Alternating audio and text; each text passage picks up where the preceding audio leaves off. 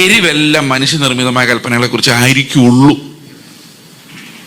നമുക്കൊരാള് ഇപ്പം ഞാനൊരു ഒരു ഭയങ്കര റെഡ് കളറൊക്കെയുള്ള ഷർട്ട് ഇട്ടുകൊണ്ട് വന്നു കഴിഞ്ഞാൽ നിങ്ങൾക്ക് ഇടർച്ച തോന്നും.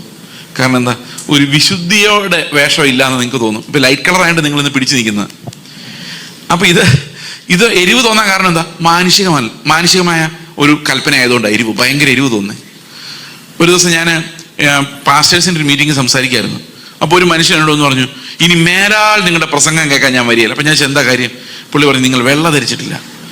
ഞാൻ പറഞ്ഞു, അതെന്തുകൊണ്ടാണ് നിങ്ങൾ അങ്ങനെ പറയാൻ കാരണം? അപ്പോൾ പുള്ളി, ജയിക്കുന്നവൻ വെള്ള ധരിക്കുമെന്ന് ബൈബിളിലുണ്ട്.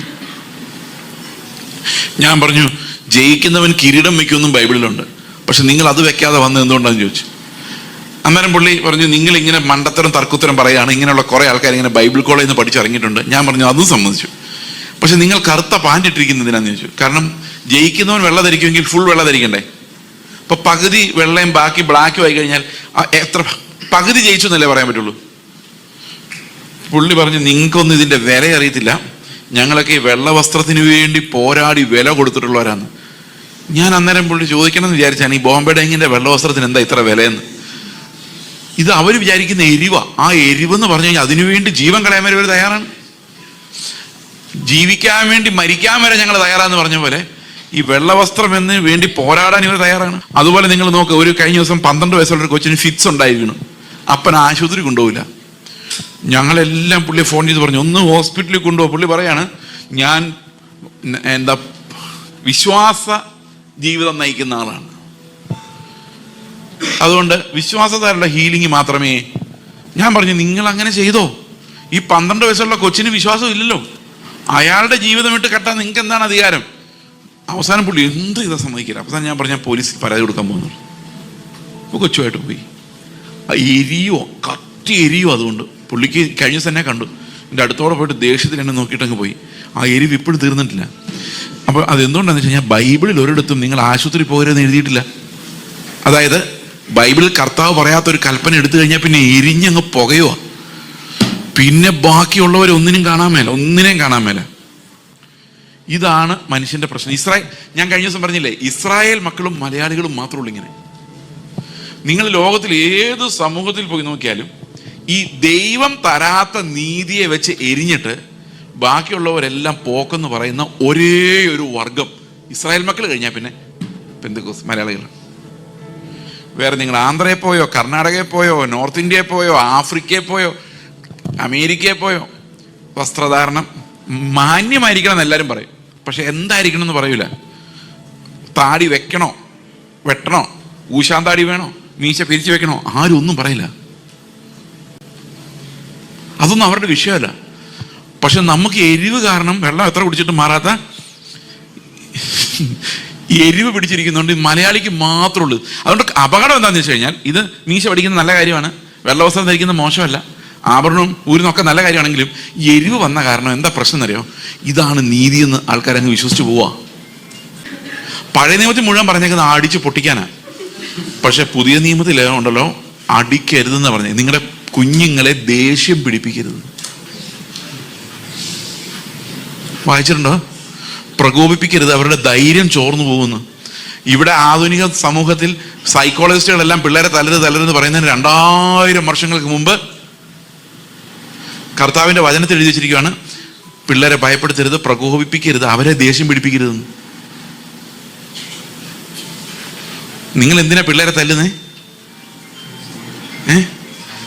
നമ്മുടെ ദേഷ്യം തീർക്കാൻ വേണ്ടി, അവരെ നന്നാവാൻ വേണ്ടിയൊന്നുമല്ല. ദേഷ്യം സഹിക്കാൻ മേലാതെ പൊട്ടിക്കുന്ന പിള്ളേർ ഇവിടെ നിന്ന് ചിരിക്കുന്നുണ്ട് കേട്ടോ. ഇത് അവർക്കൊന്നും മനസ്സിലായില്ലെങ്കിൽ ഇത് മനസ്സിലാവും.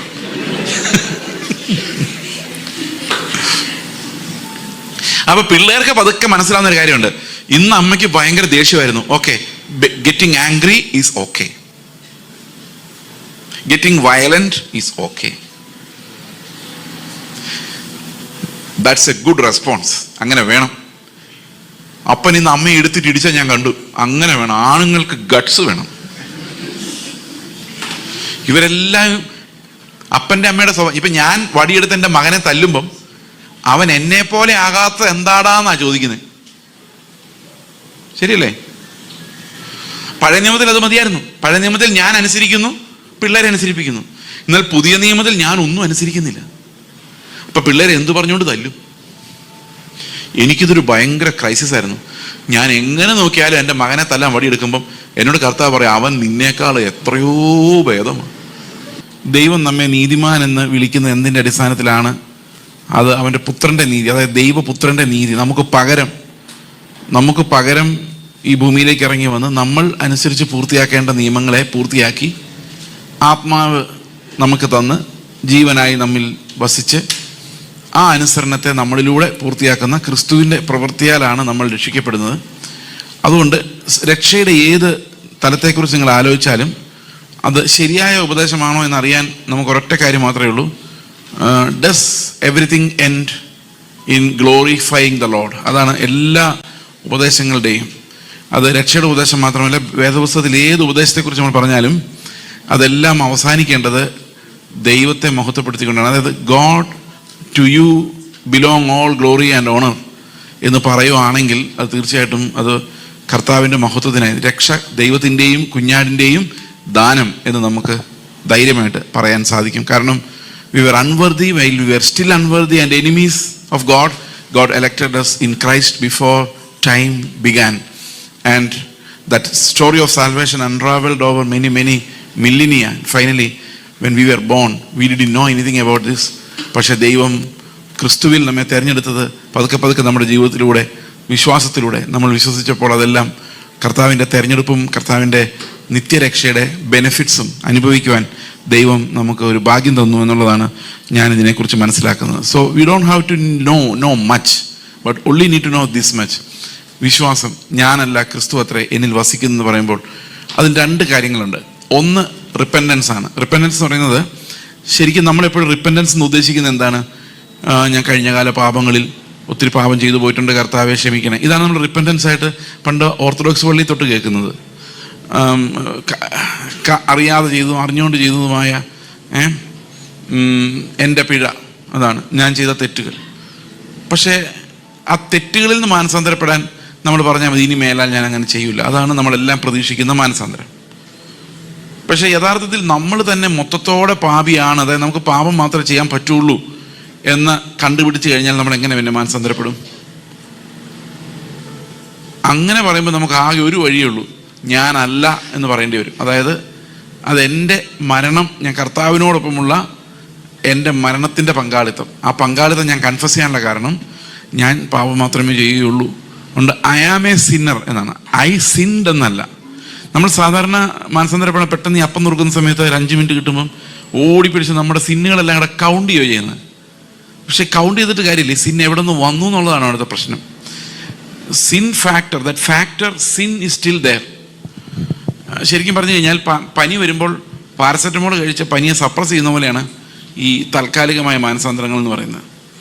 നമുക്ക് രാവിലെ വരുമ്പോൾ നല്ല ചൂട്, ടെമ്പറേച്ചർ, ഉടനെ പാരസെറ്റമോൾ കഴിച്ചു, 3/4 മണിക്കൂർ കഴിഞ്ഞപ്പം വിയർത്ത് കഴിഞ്ഞപ്പോൾ വിചാരിക്കും എന്തൊരു വിടുതൽ, ഞാനിതിൽ ഇനി മേലെ ഞാൻ പാപം ചെയ്യത്തില്ല, ഇനി എനിക്ക് കുളിരുകയില്ല, ഇനി ഞാൻ വിറയ്ക്കുകയില്ല, ഇനി എനിക്ക് ശരീരം ചൂട് പിടിക്കുകയില്ല, ഞാൻ ആരോഗ്യമുള്ളവനായി മാറി എന്ന് ചിന്തിച്ചുകൊണ്ടിരിക്കും. പക്ഷേ കൃത്യം 8 മണിക്കൂർ കഴിയുമ്പോൾ വീണ്ടും പതുക്കെ ഷിവറിങ്ങും പനിയും തുടങ്ങും.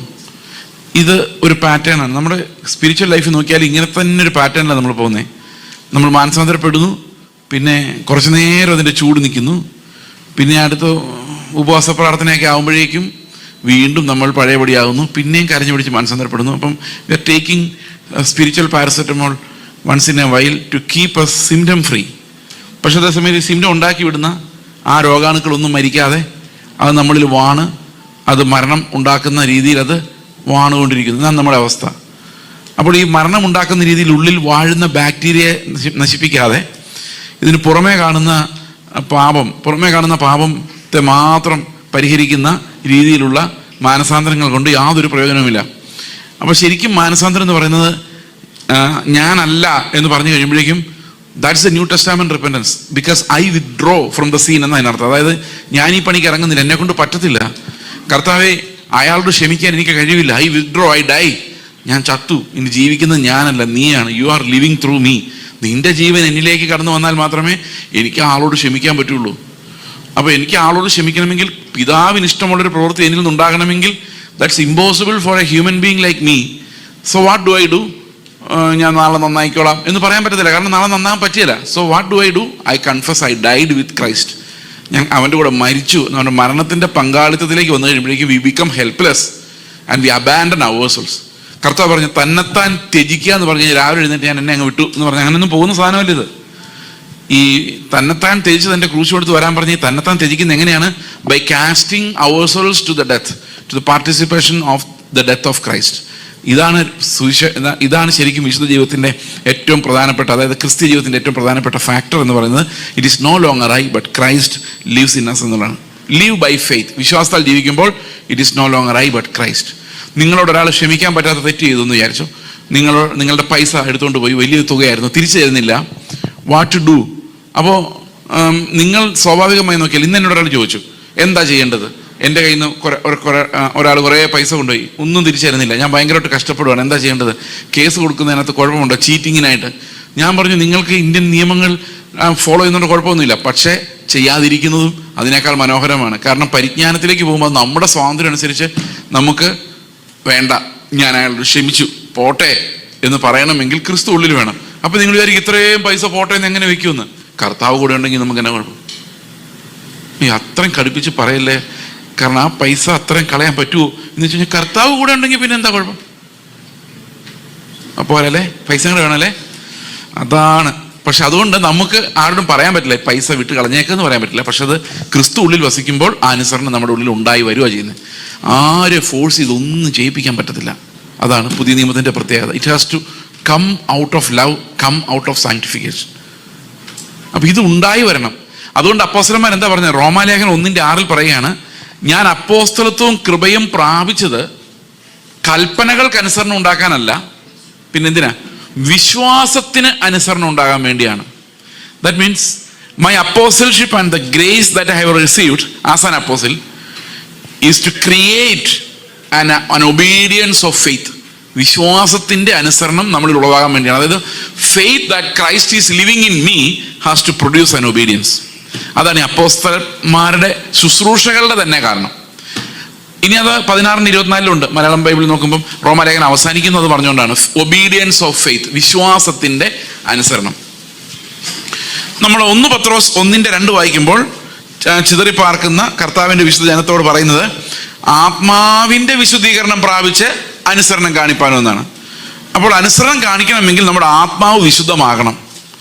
ആത്മാവ് വിശുദ്ധമാകണമെങ്കിൽ നമ്മൾ വിശ്വസിക്കണം. ക്രിസ്തു നമ്മളിൽ ജീവിക്കുമ്പോൾ, വസിക്കുമ്പോഴാണ് നമ്മുടെ ആത്മാവ് വിശുദ്ധമാകുന്നതും നമുക്ക് പുതിയൊരു സ്വഭാവം ഉണ്ടാകുന്നതും. ഈ ജീവനെ നമുക്ക് നിഷേധിച്ചാൽ, അതായത് ക്രിസ്തു നമ്മിൽ വാഴുന്ന ആ ജീവനെ നമ്മൾ നിഷേധിച്ചാൽ നമ്മൾ ഒരിക്കലും പരിജ്ഞാനത്തിലേക്ക് വളരുകയില്ല. നമ്മൾ എന്നും കൈകൊട്ടുന്ന ക്രിസ്ത്യാനിയെ അവിടെ ഇരിക്കുകയുള്ളൂ.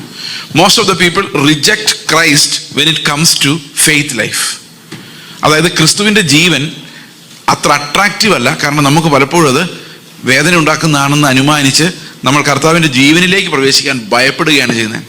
പക്ഷെ ശരിക്കും കർത്താവിൻ്റെ ജീവനിലേക്ക് പ്രവേശിക്കുമ്പോൾ അത് വലിയൊരു ആനന്ദമാണ് നമുക്ക് തരുന്നതെന്നുള്ള കാര്യം പലപ്പോഴും നമുക്ക് അറിവില്ല. ഓക്കെ, നമുക്ക് വിഷയത്തിലേക്ക് വരാം. കഴിഞ്ഞ ദിവസം നമ്മൾ റോമാലേഖനം 7ഉം 8ഉം ഒന്നിച്ച് ചേരുന്ന ആ ജംഗ്ഷനിലാണ് ഉണ്ടായിരുന്നത്.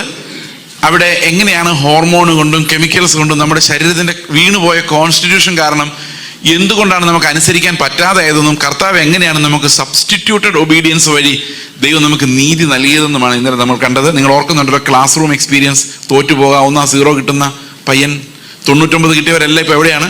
എല്ലാം നരകത്തിലാണ്.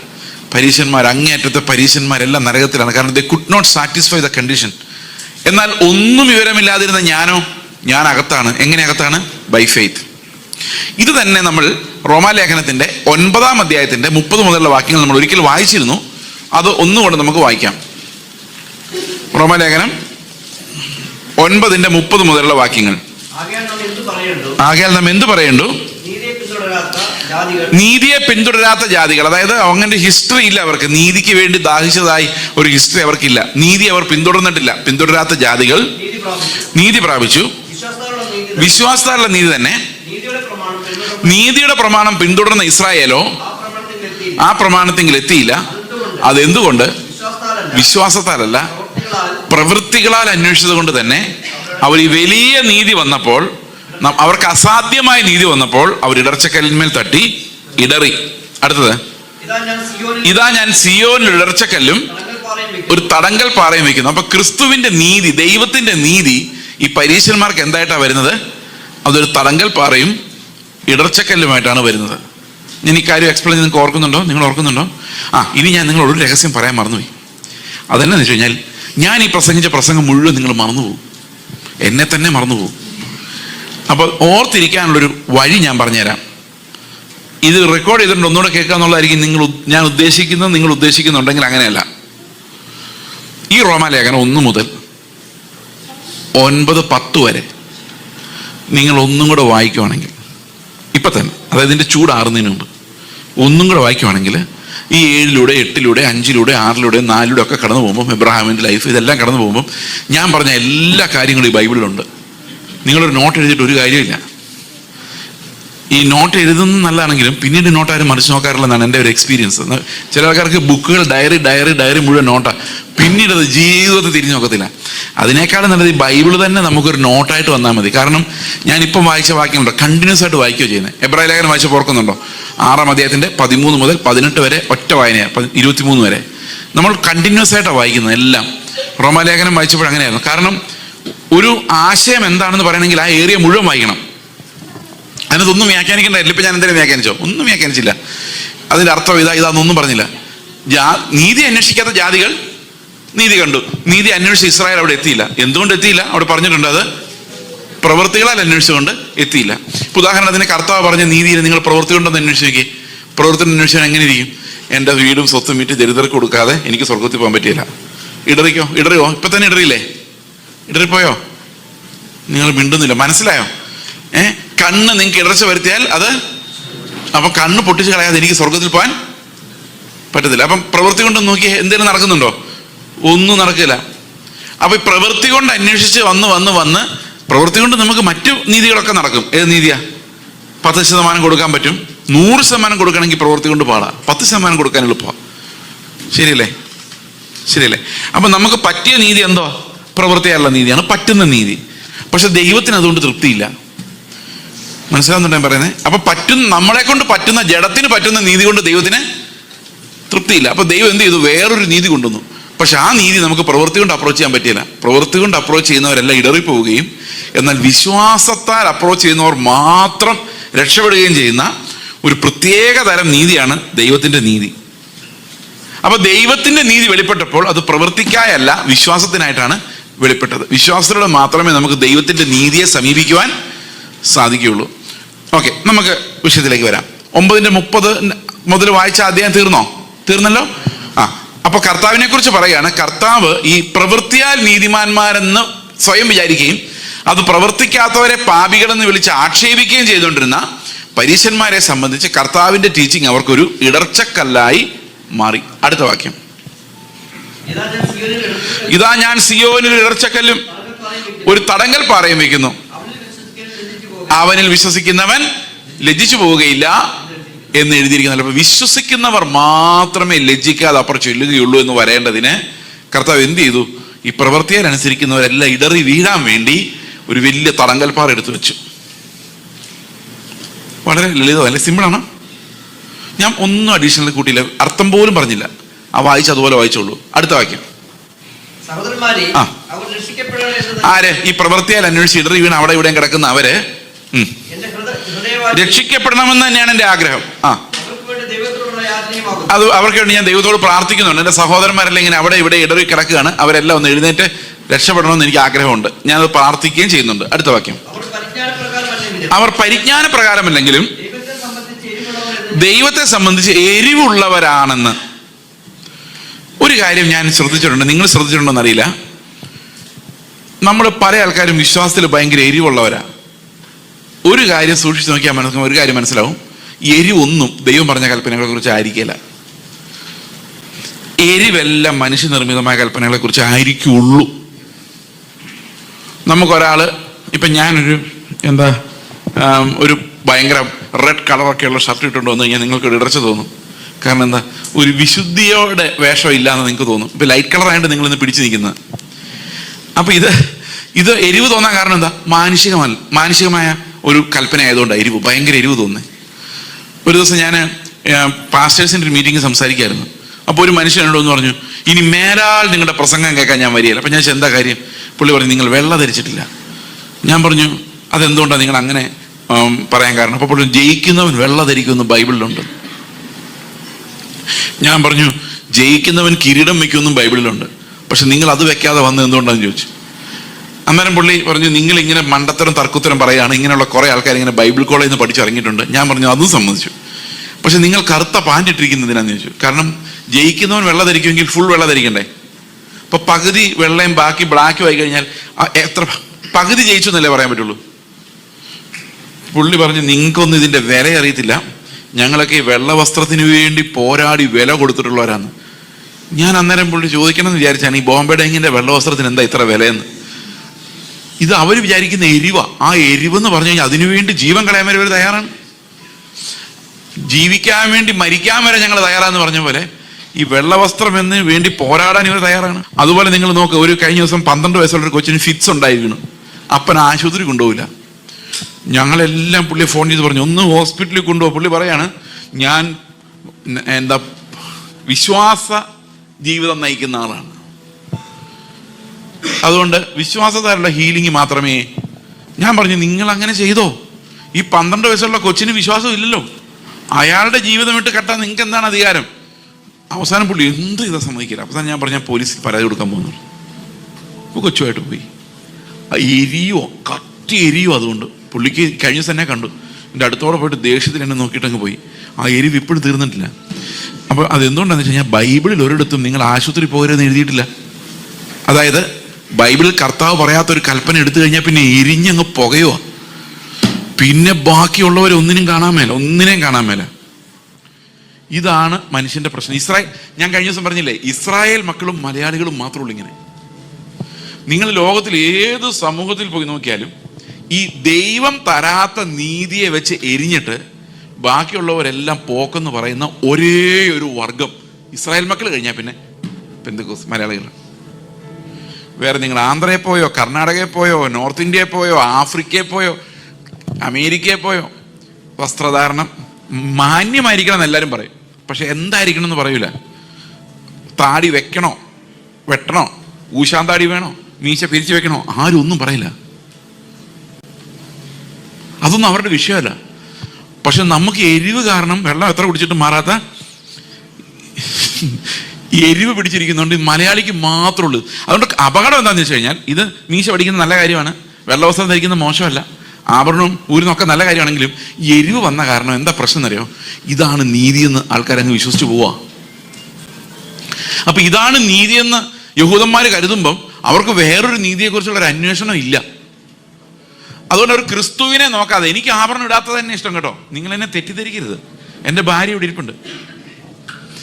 പക്ഷെ ഇത് നീതിയായിട്ട് ആഘോഷിക്കുമ്പോൾ എന്താ സംഭവിക്കുന്നറിയോ? യഥാർത്ഥ നീതിയിലേക്ക് നോക്കാതെ ഈ വഴി കിടക്കുന്ന കാര്യങ്ങളിൽ ഭയങ്കരമായി എരിഞ്ഞ് മറ്റുള്ളവരെ കുറ്റം പറഞ്ഞ് നമ്മുടെ ജീവിതം അവസാനിപ്പിക്കും. നമുക്ക് സ്വയം വിചാരിക്കും നമ്മളെപ്പോലെ നീതിമാൻ ആരുള്ളൂ, ഇത്രയും കഷ്ടപ്പെട്ടത് ആരുള്ളൂ, ചുമ്മാ വെറുതെ ഉള്ള കാര്യത്തിനെ കഷ്ടപ്പെടുന്നു. സന്തോഷമായ ഇതാ യഹൂദന്മാരുടെ അതേ സ്വഭാവമാണ്. അവരും കാതലായ കാര്യങ്ങൾ വന്നപ്പം എടുത്ത് ദൂരോട്ട് കളഞ്ഞു. കർത്താവ് പറഞ്ഞു, നിങ്ങൾ ചതുകുപ്പ് ജീരകം സകലതിലും പതാരം കൊടുക്കും, പക്ഷെ അതിലെ ഘനമേറിയ കാര്യങ്ങളെ എടുത്ത് ദൂരോട്ട് കളയും. അതുപോലെ നിങ്ങൾ ഒട്ടകങ്ങളെ വിഴുങ്ങിക്കളയും, കൊതുകുകളെ അരിച്ചെടുക്കും. ഈ സ്വഭാവമാണ് ഇന്ന് ആൾക്കാർ ആരും നമ്മളെ തിരിഞ്ഞു നോക്കാത്തൊരവസ്ഥയിലേക്ക് വന്നിരിക്കുന്നത്. പക്ഷെ പിന്നെ ഇപ്പം നമുക്ക് ഇഷ്ടം പോലെ പൈസയൊക്കെ ഉണ്ട്, നമുക്ക് നമ്മുടേതായ ഒരു അഭിമാനമുണ്ട്, അതുകൊണ്ട് ജീവിച്ചു പോകുന്നത്.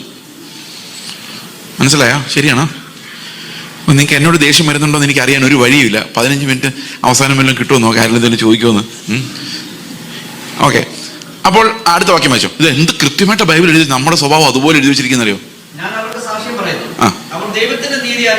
ദൈവത്തിന്റെ നീതി അറിയാതെ സ്വന്തം നീതി സ്ഥാപിക്കാൻ അന്വേഷിക്കണം. ആലോചിച്ച് നോക്ക്, ശരിയാണോ ഞാൻ പറഞ്ഞെന്ന്? സ്വന്തം നീതി അന്വേഷിക്കാൻ അറിയാതെ സ്ഥാപിക്കുക, ആ നീതി ഒന്ന് സ്ഥാപിക്കാൻ അന്വേഷിച്ചുകൊണ്ട് ദൈവത്തിന്റെ നീതിക്ക് കീഴ്പ്പെടാതെ മനുഷ്യന്റെ നീതിയുടെ പുറകെ നടക്കുകയാണ്. ആരെക്കുറിച്ച് ഇത് പറയുന്നത്? പറ, ഞങ്ങളെ കുറിച്ചാന്ന് പറ. ആരെക്കുറിച്ചാ? അടുത്ത വാക്യം, വിശ്വസിക്കുന്ന ഏവനും നീതി ലഭിക്കാൻ ക്രിസ്തു ന്യായപ്രമാണത്തിന്റെ അവസാനമാകുന്നു. അപ്പം ന്യായപ്രമാണം പൂർത്തിയാക്കിയത് ക്രിസ്തു മാത്രമാണ്. ആ നീതി നമുക്ക് ലഭിക്കണമെങ്കിൽ ക്രിസ്തുവിലുള്ള വിശ്വാസാൽ മാത്രമേ ലഭിക്കുകയുള്ളൂ. വേറെ ആർക്കും ന്യായപ്രമാണം പൂർത്തിയാക്കി എന്നുള്ളൊരു അവകാശം ഇല്ല. അടുത്ത വാക്യം. ഇത് ശ്രദ്ധിക്കണേ. ന്യായപ്രമാണത്തിലുള്ള നീതി സംബന്ധിച്ച് അത് ചെയ്ത മനുഷ്യൻ അതിനാൽ ജീവിക്കും. അതാണ് ന്യായപ്രമാണത്തിന്റെ നീതി. അത് ചെയ്യണം. കൊല ചെയ്യരുതെന്ന് പറഞ്ഞു കഴിഞ്ഞാൽ അത് അനുസരിക്കണം. വ്യഭിചാരം ചെയ്യരുതെന്ന് പറഞ്ഞാൽ അത് അനുസരിക്കണം. അങ്ങനെ പഴയ നിയമത്തിന്റെ നീതി വരുന്നത്. മോശ എഴുതിയിരിക്കുന്നുവല്ലോ. വിശ്വാസത്താലുള്ള നീതിയോ ഇവണ്ണം പറയുന്നു. അപ്പൊ ആൾക്കാർ ചോദിക്കും, നിങ്ങൾ എന്താ എത്ര നേരം പ്രസംഗിച്ചുകൊണ്ടിരുന്നത്? വിശ്വാസ ജീവിതം എന്ന് പറഞ്ഞാൽ നിങ്ങളല്ല ക്രിസ്തു ജീവിക്കുന്നോ? അപ്പൊ ഞാനല്ല ക്രിസ്തു ജീവിക്കുക, അതാണ് നിങ്ങൾ പറയുന്നത്? അതാ പറയുന്നത്. അപ്പൊ ഈ ചോദ്യം കേട്ടോ. അപ്പൊ ക്രിസ്തു സ്വർഗത്തിൽ പോയ ആളെ എന്താ നിങ്ങൾ ഇറക്കിക്കൊണ്ട് വരുമോ? എന്റെ സഹോദരങ്ങളെ, ഞാൻ കർത്താവ് നമ്മുടെ പകരക്കാരനായിട്ട് ജീവിക്കുന്നു, അവനാണ് നമ്മുടെ നീതി, അവനാണ് നമ്മുടെ വിശുദ്ധി എന്ന് പറയുമ്പോൾ ആൾക്കാർ ചോദിക്കുന്നത്, എന്നോട് ചോദിച്ചിട്ടുണ്ടല്ലോ ഇതേ ചോദ്യം. ക്രിസ്തു മരിച്ച് സ്വർഗത്തിൽ ഉയർത്തെഴുന്നിട്ട് പോയ ആളെ നിങ്ങൾ എന്താ വിളിച്ചിറക്കിക്കൊണ്ട് വരുമോ? അപ്പോൾ ചോദിച്ചു, അന്ന് കർത്താവ് അനുസരിച്ചു എന്നും പറഞ്ഞുകൊണ്ട് ഇന്ന് നിങ്ങൾ അനുസരിക്കാതിരിക്കാൻ പറ്റുമോ? അടുത്ത ചോദ്യം. ആ സ്വർഗത്തിൽ കയറുമെന്നോ? ക്രിസ്തു മരിച്ചു, പുനരുത്ഥാനം പോലും ചെയ്തില്ല എന്ന് വിശ്വസിക്കുന്ന ആൾക്കാർ പറയുന്ന അവൻ അന്ന് ജീവിച്ചു കർത്താവ്, അതുപോലെ നിങ്ങൾ ഇന്ന് ജീവിക്കണമെങ്കിൽ ആ കർത്താവാണ് എൻ്റെ നീതി, ആ കർത്താവാണ് എന്നിൽ വസിക്കുന്നതെന്ന് പറയണമെങ്കിൽ നിങ്ങൾ എന്താ പാതാളത്തിൽ പോയി ക്രിസ്തുവിനെ പിടിച്ചോണ്ട് വന്നോ എന്ന് നിങ്ങൾ ചോദിക്കരുത്. വിശ്വാസത്തിന്റെ നീതിയെക്കുറിച്ച് അത് ഞാനല്ല ക്രിസ്തു അത്രയെന്ന് ഞാൻ പറയുമ്പം നിങ്ങൾ ഹൃദയത്തിൽ ഇങ്ങനെ പറയരുത്, ഈ ക്രിസ്തുവിനെ ആരിറക്കിക്കൊണ്ടുവന്നു അല്ല ആര് കയറ്റിക്കൊണ്ടുവന്നു ചോദിക്കരുത്. അടുത്ത വാക്യം. പിന്നെ ഈ വിശ്വാസത്തിലുള്ള നീതി എങ്ങനെയാ വരുന്നത്? അടുത്ത വാക്യം. എന്നാൽ ഈ വിശ്വാസത്തിലുള്ള നീതി എന്തു പറയുന്നു? വചനം നിനക്ക് സമീപമായി, നിന്റെ വായിലും നിന്റെ ഹൃദയത്തിലും ഇരിക്കും. അപ്പൊ വിശ്വാസത്തിന്റെ നീതി എവിടെ ഇരിക്കുന്നത്? എവിടെയൊക്കെ ഇരിക്കുന്നത്? വായിലും ഹൃദയത്തിലും ഇരിക്കുന്നതെന്ന്. അത് സ്വർഗത്തിൽ നിന്ന് ഇറക്കിക്കൊണ്ട് വരണ്ട, പാതാളത്തിൽ നിന്ന് കയറ്റിക്കൊണ്ട് വരണ്ട. ഈ വിശ്വാസത്തിന്റെ നീതി എവിടെ ഇരിക്കുന്നത്? നിങ്ങളുടെ വായിൽ എന്തോ ഇരിക്കുന്നേ? എൻ്റെ വായിലിരിക്കുന്ന വായിലെന്തോ ഇരിക്കുന്നേ? എൻ്റെ ഒറിജിനൽ സ്വഭാവം നീ അറിഞ്ഞാൽ. അപ്പൊ വായിലും ഹൃദയത്തിലൊക്കെ എന്താ ഇരിക്കുന്നേ? ഈ വിശ്വാസത്തിന്റെ നീതി വരുന്നത് വായിലും ഹൃദയത്തിലും ഒന്നാണ്. അടുത്ത വാക്യം. അപ്പൊ വായിലും ഹൃദയത്തിലും എന്താ ഉള്ളത്? അത് ഞങ്ങൾ പ്രസംഗിക്കുന്ന. നിങ്ങളൊന്ന് ആലോചിക്കുക, ഞാൻ എന്തെങ്കിലും വ്യാഖ്യാനിച്ചോ? ഈ വാക്യം ഇങ്ങനെ തുടർച്ചയായിട്ട് വായിക്കുകയോ ചെയ്യുന്നത്? അത് അർത്ഥം ഇത്തിരി ക്ലാരിഫൈ ചെയ്യുന്നതല്ലാതെ ഞാൻ വെളിയിൽ നിന്നൊരു വാക്യം എടുക്കുകയോ കഥ എടുക്കുകയോ ഒന്നും ചെയ്യാതെ പോകുന്നത്. ഈ പൗലോസ് എഴുതി അതുപോലെ തന്നെ നിങ്ങൾക്ക് കിട്ടാൻ വേണ്ടിയാ. കാരണം ഞാൻ ഇതിനകത്ത് ചെയ്സോളജിയും കൂടെ ആഡ് ചെയ്ത് കുളമാക്കാതിരിക്കാൻ വേണ്ടി പൗലോസ് പറയുന്ന അതുപോലെയാണ് വായിക്കുന്നത്. ഇനി എന്തെങ്കിലും ചോദ്യം ഉണ്ടെങ്കിൽ പൗലോസിനോട് ചോദിച്ചോണം. അടുത്ത വാക്യം. ആ വായിലപ്പോ എന്താ ഇരിക്കുന്നേ? വായിൽ എന്തോ ഇരിക്കുന്നേ? യേശു കർത്താവാണ്. ഹൃദയത്തിൽ എന്തോ ഇരിക്കുന്നേ?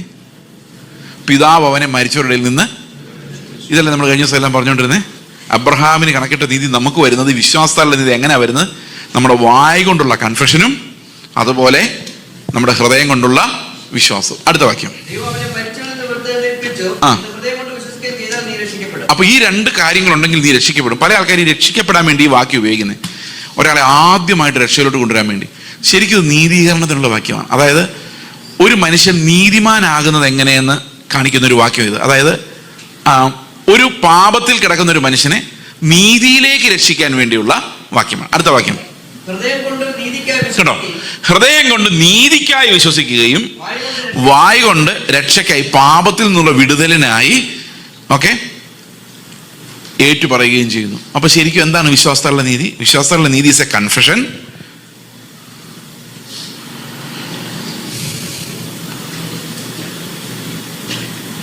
വിശ്വാസത്താലുള്ള നീതി എന്ന് പറയുന്ന ഒരു കൺഫെഷനാണ്. ഞാനല്ല, ക്രിസ്തു അത്രേ എന്നിൽ വസിക്കുന്നത്. ആ ക്രിസ്തു പുനരുത്ഥാനം ചെയ്ത് എൻ്റെ കർത്താവ്. അതായത് ഞാനല്ല, Jesus is my Lord. That means he will decide everything. ഞാനൊരു ചെറിയ ഒരു ലൈഫ് എക്സാമ്പിൾ പറയാം, കുറച്ചുകൂടെ ക്ലാരിറ്റി ഉണ്ട്. ഞാൻ നിങ്ങളോട് പറഞ്ഞാൽ രക്ഷിക്കപ്പെട്ടത് 1994 ഞാൻ 2ാം വർഷം ഡിഗ്രിക്ക് പഠിക്കുമ്പോഴാണ് ഞാൻ രക്ഷാനിർണയം പ്രാപിക്കുന്നത്. അപ്പോൾ എന്നെ കർത്താവ് രക്ഷിച്ചു എന്നുള്ള കാര്യത്തിൽ എനിക്ക് ഭയങ്കര സന്തോഷമായിരുന്നു. ഞാൻ ഇന്നലെ ആ സാക്ഷ്യം പറഞ്ഞായിരുന്നാണ് എൻ്റെ ഓർമ്മ. അതായത് ഒരു കോടതിയിൽ മുമ്പിൽ പോയി ഞാൻ നിൽക്കുന്ന കഥയൊക്കെ പറഞ്ഞാൽ അത് 1994 സംഭവിച്ചാണ്. When I was around 19 years of age. അപ്പോൾ ഈ രക്ഷിക്കപ്പെട്ട ഒരു 2-3 ആഴ്ച കഴിഞ്ഞപ്പം എന്നെ രക്ഷയിലോട്ട് നയിച്ച ആ സഹോദരൻ എൻ്റെ അടുത്ത് വന്നിട്ട് പറഞ്ഞു, അദ്ദേഹം ഒരു സ്റ്റുഡൻറ് ഇവാഞ്ചലിസ്റ്റാണ്. അദ്ദേഹം എൻ്റെ അടുത്ത് വന്നിട്ട് പറഞ്ഞു, ചേച്ചി ഈ യേശുവിനെ രക്ഷകനായി കൺഫസ് ചെയ്താൽ മാത്രം പോരാ, കർത്താവായിട്ടും കൂടെ ഏറ്റു പറയണം.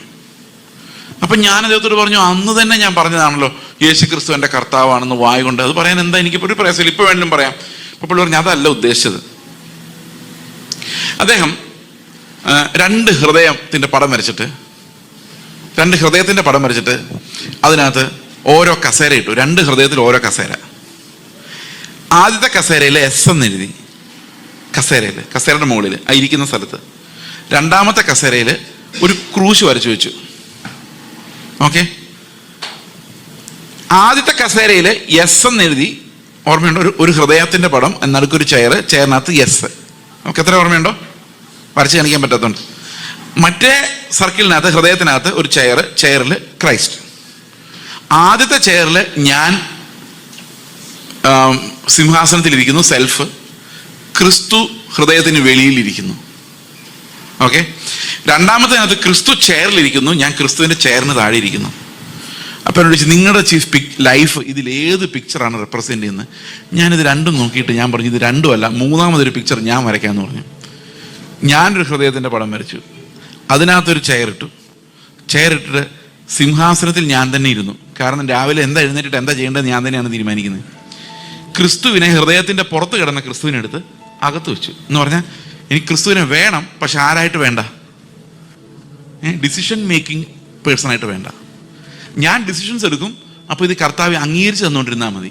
കാരണം I need him, but I don't want to confess him as my Lord. അപ്പോൾ പുള്ളി പറഞ്ഞു, ഈ 2 സർക്കിളിലും 3 സർക്കിളിലും വെച്ച് നീയാണ് ഏറ്റവും ദുഷ്ടൻ. അതിൻ്റെ കാരണം രാജാവിനെ അകത്ത് ക്ഷണിക്കുകയും കസേര കൊടുക്കാതിരിക്കുകയും ചെയ്യുന്ന നീ. ഞാൻ ആലോചിക്കായിരുന്നു, അന്നിങ്ങനെയൊക്കെ കേൾക്കാൻ പറ്റിയതുകൊണ്ടാണ് ഇതെന്താണെന്ന് എനിക്ക് മനസ്സിലായത്. അങ്ങനെ ഒരാളത് പറഞ്ഞില്ലായിരുന്നെങ്കിൽ എനിക്കിത് മനസ്സിലാകത്തില്ലായിരുന്നു. അപ്പോൾ എൻ്റെ ജീവിതത്തിൽ എല്ലാ തീരുമാനങ്ങളും കർത്താവ് എടുക്കുമെങ്കിൽ എൻ്റെ ലൈഫ് പോയി തീർന്നു. ഇനി ഐ ഹാവ് നോ വിൽ എന്ന് പറഞ്ഞു കഴിഞ്ഞാൽ എനിക്ക് പ്ലാൻ ചെയ്യാൻ പറ്റത്തില്ല. ഞാൻ ഞെട്ടിപ്പോയി. ഞാൻ അദ്ദേഹത്തോട് പറഞ്ഞു, എനിക്കിത് പറ്റത്തില്ല, ദിസ് ഈസ് ടു മച്ച്. കാരണം അത്രയും മെച്യൂരിറ്റി എനിക്ക് വന്നിട്ടില്ല, അത്രയും കമ്മിറ്റ്മെൻറ്റ് വന്നിട്ടില്ല. കർത്താവ് എല്ലാ കാര്യവും തീരുമാനിക്കാൻ തുടങ്ങിക്കഴിഞ്ഞാൽ, കർത്താവ് എന്നോട് ഇപ്പം തന്നെ സുവിശേഷവേലയ്ക്ക് ഇറങ്ങാൻ പറഞ്ഞാൽ ഞാൻ എന്നാ ചെയ്യും? എൻ്റെ വീട്ടിൽ ഞാൻ എന്ത് പറയും? വീട്ടുകാരോട് പെർമിഷൻ ചോദിക്കാൻ പോലും ചിലപ്പോൾ കർത്താവ് സമ്മതിച്ചില്ലെന്ന് വരും. ഇറങ്ങി പൊക്കോളാൻ പറഞ്ഞു കഴിഞ്ഞാൽ ഞാൻ എങ്ങോട്ട് പോകും? ഫോണില്ല വീട് വിളിച്ച് പറയാൻ. ഞാൻ പറഞ്ഞു, എന്നെക്കൊണ്ട് കർത്താവെന്ന് കൺഫസ് ചെയ്യാനൊന്നും പറ്റത്തില്ലെന്ന് പറഞ്ഞു. അപ്പോഴെനിക്ക് മനസ്സിലായത്, ഞാൻ അന്നേരം അതിന് വീട്ടിലോട്ട് പോകുന്ന ഒരിക്കലും ഞാനിങ്ങനെ ആലോചിക്കായിരുന്നു, ഞാൻ രക്ഷിക്കപ്പെട്ടെന്ന് എങ്ങനെ പറയാൻ പറ്റും? കാരണം യേശുവിനെ കർത്താവായിട്ട് എനിക്ക് സഹിക്കാൻ പറ്റുന്നില്ല. കാരണം if he will take all decisions in my life, ഞാൻ അങ്ങനെ അതങ്ങ് വിട്ടുകൊടുത്തപ്പോൾ ഞാനില്ല, മരണം, ഐ ഡൈഡ്. ഞാൻ വീട്ടിൽ ചെന്ന് എൻ്റെ അമ്മയോട് പറഞ്ഞു, അടുത്ത അവധിക്ക് ഞാൻ വന്നില്ലെങ്കിൽ ഞാൻ കർത്താവ് വിളിച്ചിട്ട് പോയി എന്ന് വിചാരിച്ചോണം, എന്നെ അന്വേഷിച്ച് നടക്കരുത്. അമ്മയെ തമാശയായിട്ട് എടുത്ത്. പക്ഷെ എനിക്ക് സമാധാനമായി. കാരണം പറഞ്ഞു, ഇനി കർത്താവ് വിളിച്ചാലും വിട്ടിട്ട് പോയേക്കാം. ഞാൻ എന്നിട്ട് പറഞ്ഞു, കർത്താവേ നീ തന്നെയാണ് എൻ്റെ കർത്താവ്, decide what you want from my life. ഇങ്ങനെ കാറ്റായി കഴിഞ്ഞാൽ പിന്നെ നമുക്കൊരു ഡിസിഷൻ ഇല്ല എവിടെ പോകണമെന്ന്. അത് അനുകൂലമായ പരിസ്ഥിതിയിലോട്ട് എൻ്റെ എക്സ്റ്റേണൽ സാഹചര്യം കൊണ്ട് അത് പോയിക്കൊണ്ടിരിക്കും. ഇത് കർത്താവ് നിയന്ത്രിക്കുന്ന, ആത്മാവ് നിയന്ത്രിക്കുന്ന ഒരു കാറ്റ് പോലെ നമ്മുടെ ലൈഫ് മാറുക എന്ന് പറയുന്നത്, അതാണ് കർത്താവിന് നമ്മൾ കൊടുക്കുന്ന lordship. He becomes our Lord. ഞാനൊരു ഈ കാര്യം പറഞ്ഞപ്പം എന്നോടൊരു ബ്രദറുകാരൻ ചോദിക്കുക, നിങ്ങൾ എന്താ ലോർഡ്ഷിപ്പ് സാൽവേഷൻ ആണ്? എനിക്ക് അതൊന്നും അറിയാൻ മേല, യേശു ക്രിസ്തു കർത്താവായിരിക്കണം എന്ന് മാത്രം അറിയത്തുള്ളൂ. ഇവർ ഇതിനെല്ലാം പേരിട്ട് വെച്ചിട്ടുണ്ട്. ഈ പേരിട്ടാൽ തന്നെ പോക്ക്, ഇത് ആ തിയോളജി ഈ തിയോളജി എന്ന് പറഞ്ഞു കഴിഞ്ഞാൽ തീർന്നു. ലോർഡ്ഷിപ്പ് സാൽവേഷൻ അങ്ങനൊരു സാധനം ഉണ്ടോ? അങ്ങനൊരു സാധനം ഇല്ല. ആരൊക്കെ രക്ഷിക്കപ്പെടുന്നോ അവരുടെ എല്ലാം ലോർഡ് തന്നെയാണ് കർത്താവ്. ശരിയാണോ? ആണോ? ഓക്കെ. അപ്പോൾ ഞാനിതൊരു എക്സാമ്പിൾ പറയാനുള്ള കാരണം എന്താണെന്ന് വെച്ച് കഴിഞ്ഞാൽ, യേശുവിനെ കർത്താവെന്ന് കൺഫസ് ചെയ്യുന്നത് വെറുതെ ഒരു കസേരയിൽ ചാരി ഇരുന്നുകൊണ്ട് ചെയ്യാൻ പറ്റുന്ന കാര്യമല്ല എന്ന് പറയാൻ വേണ്ടിയാണ്. അതുകൊണ്ട് കർത്താവ് പറഞ്ഞു, എന്നെ വെറുതെ കർത്താവെന്ന് വിളിക്കുന്നവനാരും ദൈവരാജ്യത്തിൽ പ്രവേശിക്കുകയില്ല. അപ്പോൾ ഇത് ദൈവം നമുക്ക് തരുന്ന ഒരു ബോധ്യമാണ്. The best life is Christ life. ഈ ബോധ്യം ദൈവത്തിൻ്റെ ആത്മാവ് നിങ്ങൾക്ക് തരുന്നില്ലെങ്കിൽ ഞാൻ 5 ദിവസം ഇവിടെ പറഞ്ഞുകൊണ്ട് ഒരു കാര്യമില്ല. കാരണം nothing is in my hand. ഞാൻ ഈ വചനം നിങ്ങളോട് പ്രഘോഷിക്കാൻ വേണ്ടി മാത്രം വന്നയാളാണ്. ബാക്കി പണി മുഴുവൻ ദൈവത്തിൻ്റെ ആത്മാവാണ് ചെയ്യേണ്ടത്. ഈ വചനത്തിന്മേൽ ഒരു അടി പോലും ക്രിയ ചെയ്യാൻ, എൻ്റെ ജീവിതത്തിൽ പോലും ക്രിയ ചെയ്യാനുള്ള കപ്പാസിറ്റി എനിക്കില്ല. അപ്പം ഞാൻ ഇവിടെ ഇരുന്നുകൊണ്ട് നിങ്ങളുടെ ജീവിതത്തെ എന്ത് ചെയ്യാനാണ്? ഒന്നും ചെയ്യാൻ പറ്റില്ല. നമുക്ക് തീരുമാനം എടുത്തൊരു ജലദോഷം പോലും മാറ്റാനുള്ള കഴിവില്ല. അപ്പോഴാണ് ഈ രോഗം ശരീരത്തെയും മനസ്സിനെയും ആത്മാവിനെ എല്ലാം ബാധിക്കുന്ന പാപത്തെ തീരുമാനം എടുത്ത് മാറ്റുന്നത്. ഇത് കർത്താവിൻ്റെ കൃപ കൊണ്ട് മാത്രം നടക്കുന്ന ഒരു കാര്യമാണ്. നിങ്ങൾക്ക് ആഗ്രഹമുണ്ടെങ്കിൽ, ഇപ്പം ഞാൻ ഈ പ്രസംഗിക്കുമ്പോൾ നിങ്ങളുടെ ഉള്ളിൽ ആഗ്രഹം തോന്നുന്നുണ്ടെങ്കിൽ ഉറപ്പായിട്ട് ദൈവം നിവർത്തിക്കും. പേടിയാ തോന്നുന്നെങ്കിൽ ഇത്തിരി പാടായിരിക്കും. നിങ്ങൾക്ക് എന്താ തോന്നുന്നേ? ഓക്കെ, അതവിടെ നിൽക്കട്ടെ. നമുക്ക് വളരെ പ്രധാനപ്പെട്ട ഒരു കാര്യം കൂടെ പറയാതെ ഇത് അവസാനിപ്പിച്ച് പോകാൻ സാധിക്കില്ല. അത് ഈ നീതീകരണം നമുക്ക് സംഭവിച്ചു കഴിയുമ്പോൾ, ഞാൻ നിങ്ങളോട് പറഞ്ഞ പോലെ ക്രിസ്തു നമ്മുടെ കർത്താവുമായി മാറുമ്പോൾ, ക്രിസ്തു വിശ്വാസത്താൽ നമ്മുടെ ഹൃദയങ്ങളിൽ വസിക്കുമ്പോൾ എന്നാ എഫെസ്യ ലേഖനത്തിലെ ഭാഷ. എന്താണ് നമുക്ക് സംഭവിക്കുന്നതെന്നും കൂടെ നമ്മൾ അറിയണം. നമ്മൾ സാധാരണ എല്ലാ കല്യാണങ്ങൾക്കും പ്രസംഗിക്കുന്ന ഒരു വാക്യമുണ്ട് എഫെസ്യ ലേഖനത്തിൽ. എഫെസ്യ ലേഖനം എന്ന് കേൾക്കുമ്പോഴേ നിങ്ങൾക്ക് ഓർമ്മ വരുന്നത് അതായിരിക്കും. ഏതാ? 5-ാം അധ്യായത്തിന്റെ 22-ാം വാക്യം. 5-ാം അധ്യായത്തിന്റെ 22-ാം വാക്യം എന്താ പറയുന്നത്? ഭാര്യമാരെ കർത്താവിനെന്ന പോലെ സ്വന്തം ഭർത്താക്കന്മാർക്ക് കീഴടങ്ങുവിൻ. ഓക്കെ, മതി. ഇവിടെ എത്രയും ഭാര്യമാരിപ്പുണ്ടല്ലോ. കർത്താവിനെന്ന പോലെ സകലത്തിലും ഭർത്താവിന് കീഴടങ്ങിയിരിക്കുന്ന ഭാര്യമാരെന്ന് കൈപൊക്കി സ്തോത്രം പറഞ്ഞു. സകലത്തിലും ഒരു ഒബ്ജക്ഷൻ പോലും ഇല്ല. ഞാൻ ഒത്തിരി കൈകളൊന്നും കാണുന്നില്ല, ഒരു കൈ പോലും കാണില്ല. കൊച്ചല്ലാതെ ആരും കൈ പൊക്കിയിട്ടില്ല. അത് പാവം തലമുടി നേരെ ഇടാൻ വേണ്ടി. ഓക്കെ, അപ്പം ഇവിടെ ഇരിക്കുന്ന ഒരു ഭാര്യ പോലും കൈ പൊക്കിയിട്ടില്ല. ഇനി ഭർത്താക്കന്മാരുടെ അടുത്ത ചോദ്യം, 25-ാം വാക്യം.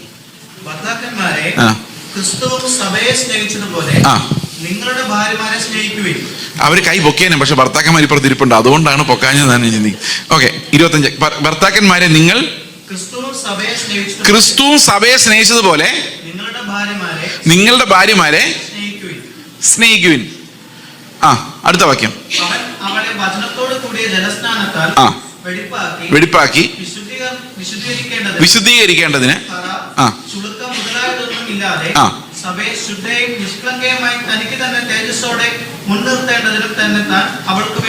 തന്നെത്താൻ അവൾക്ക് വേണ്ടി കർത്താവ് സഭയ്ക്ക് വേണ്ടി എങ്ങനെ തന്നെത്താൻ ഏൽപ്പിച്ചു കൊടുത്തു, അതുപോലെ ഒന്നിനും കൊള്ളാത്ത സഭയ്ക്ക് വേണ്ടി വിശുദ്ധനായ കർത്താവ് തന്നെത്താൻ ഏൽപ്പിച്ചു കൊടുത്തതുപോലെ നിങ്ങൾ എന്ത് ചെയ്യണം?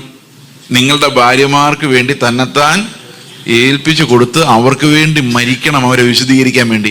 അങ്ങനെ ഭാര്യമാരെ സ്നേഹിക്കുന്ന ഭർത്താക്കന്മാരൊക്കെ ഒന്ന് കൈവയ്ക്കുന്ന സ്തോത്രം പറഞ്ഞേ. ആരുമില്ല. ഇത് പുതുതായിട്ട് വരുന്നവരോട് പ്രസംഗിക്കാൻ നല്ല എളുപ്പമാണ്. അവർ വിചാരിക്കും ഞങ്ങൾ ഇന്ന് കല്യാണം കഴിക്കുന്നതോടുകൂടി ഞങ്ങൾ ഭയങ്കര മാതൃകാ ജീവിതമായിരിക്കും ജീവിക്കുന്നത്. ഒന്നും നടക്കാൻ പോകുന്നില്ല. ഈ പുതിയ നിയമത്തിന്റെ ഒരു കൽപ്പനയും നമുക്ക് പ്രവൃത്തി കൊണ്ട്, അത് കർത്താവ് പറഞ്ഞ ഗിരിപ്രഭാഷണം മാത്രമല്ല, പുതിയ നിയമത്തിൽ നമ്മൾ എവിടെ എന്ത് കൽപ്പന കണ്ടാലും അത് ക്രിസ്തുവിന്റെ പരിജ്ഞാനമാണ്. ആ കൽപ്പനകളെല്ലാം ഒരു ഭർത്താവ് ക്രിസ്തുവിന്റെ സ്ഥാനത്താണ് നിൽക്കുന്നത്, ഒരു ഭാര്യ സഭയുടെ സ്ഥാനത്ത് നിൽക്കുന്നത്. അതൊരു മർമ്മമാണ്. ഇതൊന്നും നമ്മുടെ മാനുഷികമായ കഴിവുകൾ കൊണ്ട് അനുസരിക്കാൻ പറ്റുന്ന കൽപ്പനകളല്ല. ആശ്വാസമായോ? സന്തോഷമായോ? അപ്പൊ പിന്നെ എന്ത് ചെയ്യും? മക്കളെ എങ്ങനെ വളർത്തുന്നുള്ള കാര്യം അവിടെ എഴുതിയിട്ടുണ്ട്. അതൊക്കെ കേട്ടാൽ ഇന്ന് മക്കള് വളരെ പ്രശ്നം ഉണ്ടാകും. അതും കൂടെ പറഞ്ഞേക്കാം അല്ലേ? പറയണോ? പഴയ നിയമത്തിൽ മുഴുവൻ പറഞ്ഞേക്കുന്നത് അടിച്ച് പൊട്ടിക്കാനാ. പക്ഷെ പുതിയ നിയമത്തിൽ ഉണ്ടല്ലോ, അടിക്കരുതെന്ന് പറഞ്ഞേ. നിങ്ങളുടെ കുഞ്ഞുങ്ങളെ ദേഷ്യം പിടിപ്പിക്കരുത്. വായിച്ചിട്ടുണ്ടോ? പ്രകോപിപ്പിക്കരുത്, അവരുടെ ധൈര്യം ചോർന്നു പോകുന്നു. ഇവിടെ ആധുനിക സമൂഹത്തിൽ സൈക്കോളജിസ്റ്റുകളെല്ലാം പിള്ളേരെ തല്ലരുതെന്ന് പറയുന്നതിന് 2000 വർഷങ്ങൾക്ക് മുമ്പ്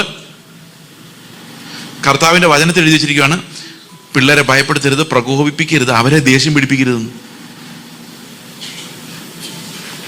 നിങ്ങൾ എന്തിനാ പിള്ളേരെ തല്ലുന്നേ?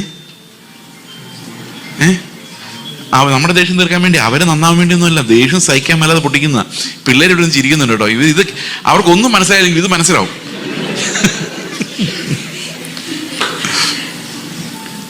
അപ്പൊ പിള്ളേർക്ക് പതുക്കെ മനസ്സിലാവുന്ന ഒരു കാര്യമുണ്ട്. ഇന്ന് അമ്മയ്ക്ക് ഭയങ്കര ദേഷ്യമായിരുന്നു. Okay, getting angry is okay, getting violent is okay. That's a good response. അങ്ങനെ വേണം. അപ്പൻ ഇന്ന് അമ്മയെ എടുത്തിട്ട് ഇടിച്ചാൽ ഞാൻ കണ്ടു. അങ്ങനെ വേണം. ആണുങ്ങൾക്ക് ഗട്ട്സ് വേണം. ഇവരെല്ലാം അപ്പൻ്റെ അമ്മയുടെ സ്വഭാവം. ഇപ്പം ഞാൻ വടിയെടുത്ത് എൻ്റെ മകനെ തല്ലുമ്പം അവൻ എന്നെ പോലെ ആകാത്ത എന്താടാന്നാ ചോദിക്കുന്നത്. ശരിയല്ലേ? പഴയ നിയമത്തിൽ അത് മതിയായിരുന്നു. പഴയ നിയമത്തിൽ ഞാൻ അനുസരിക്കുന്നു, പിള്ളേരെ അനുസരിപ്പിക്കുന്നു. എന്നാൽ പുതിയ നിയമത്തിൽ ഞാൻ ഒന്നും അനുസരിക്കുന്നില്ല. അപ്പൊ പിള്ളേരെ എന്തു പറഞ്ഞുകൊണ്ട് തല്ലും? എനിക്കിതൊരു ഭയങ്കര ക്രൈസിസ് ആയിരുന്നു. ഞാൻ എങ്ങനെ നോക്കിയാലും എൻ്റെ മകനെ തല്ലാൻ വടിയെടുക്കുമ്പം എന്നോട് കർത്താവ് പറയാം, അവൻ നിന്നേക്കാൾ എത്രയോ ഭേദമാണ്.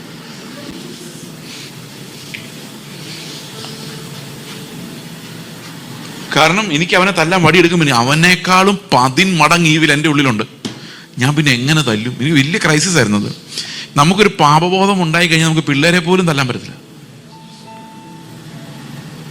അവസാനം അവനോട് ചോദിച്ചിട്ടുണ്ട് എന്നെ ഒന്ന് തല്ലാമോ എന്ന്.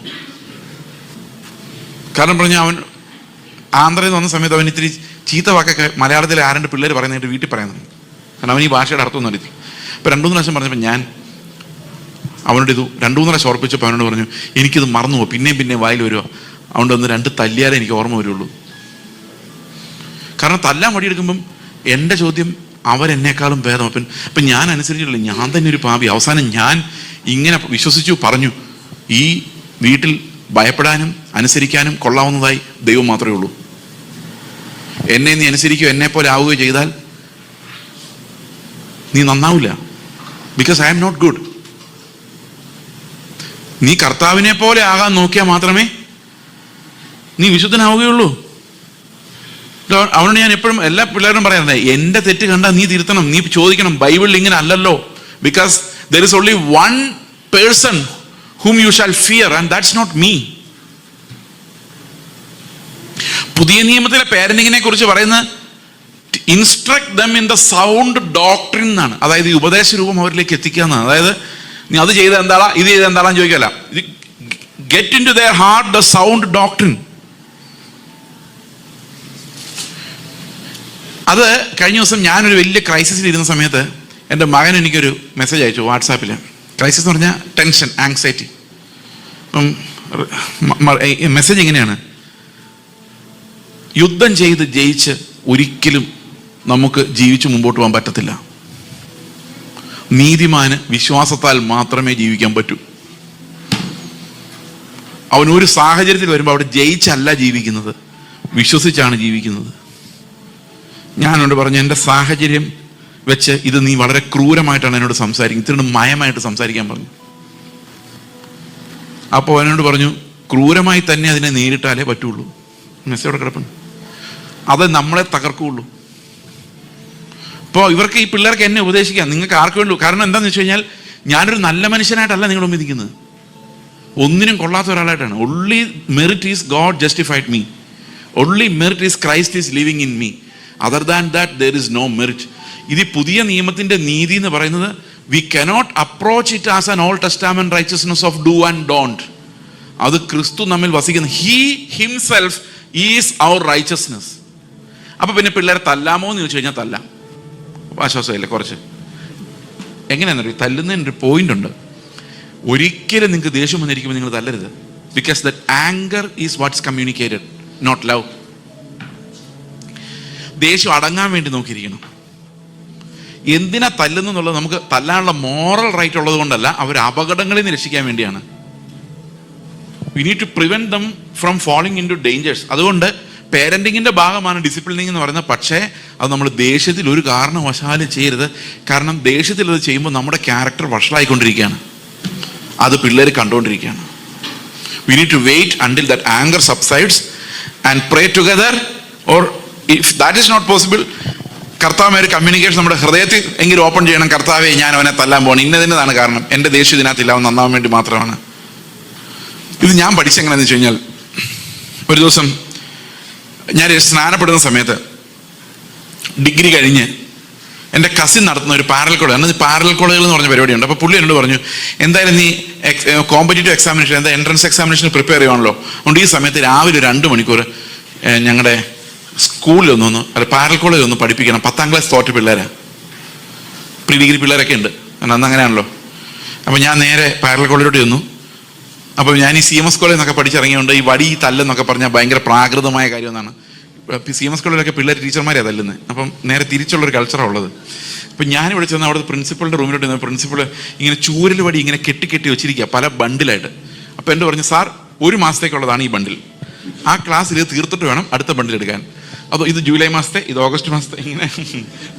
അപ്പോൾ ഞാൻ പറഞ്ഞു, ഇതിൻ്റെ ഒന്നും ആവശ്യമില്ല, ഞാൻ ഈ വടിയൊന്നും എടുക്കാൻ പോകുന്നില്ല. അപ്പോൾ സാറ് പറഞ്ഞു, സാറ് വന്ന് എന്നോട് വടി ചോദിക്കും, ഇനി ചോദിച്ചാലേ ഞാൻ തരുള്ളൂ എന്ന് പറഞ്ഞു പുള്ളി വടിയെല്ലാം എടുത്ത് കൂട്ടി വെച്ചു.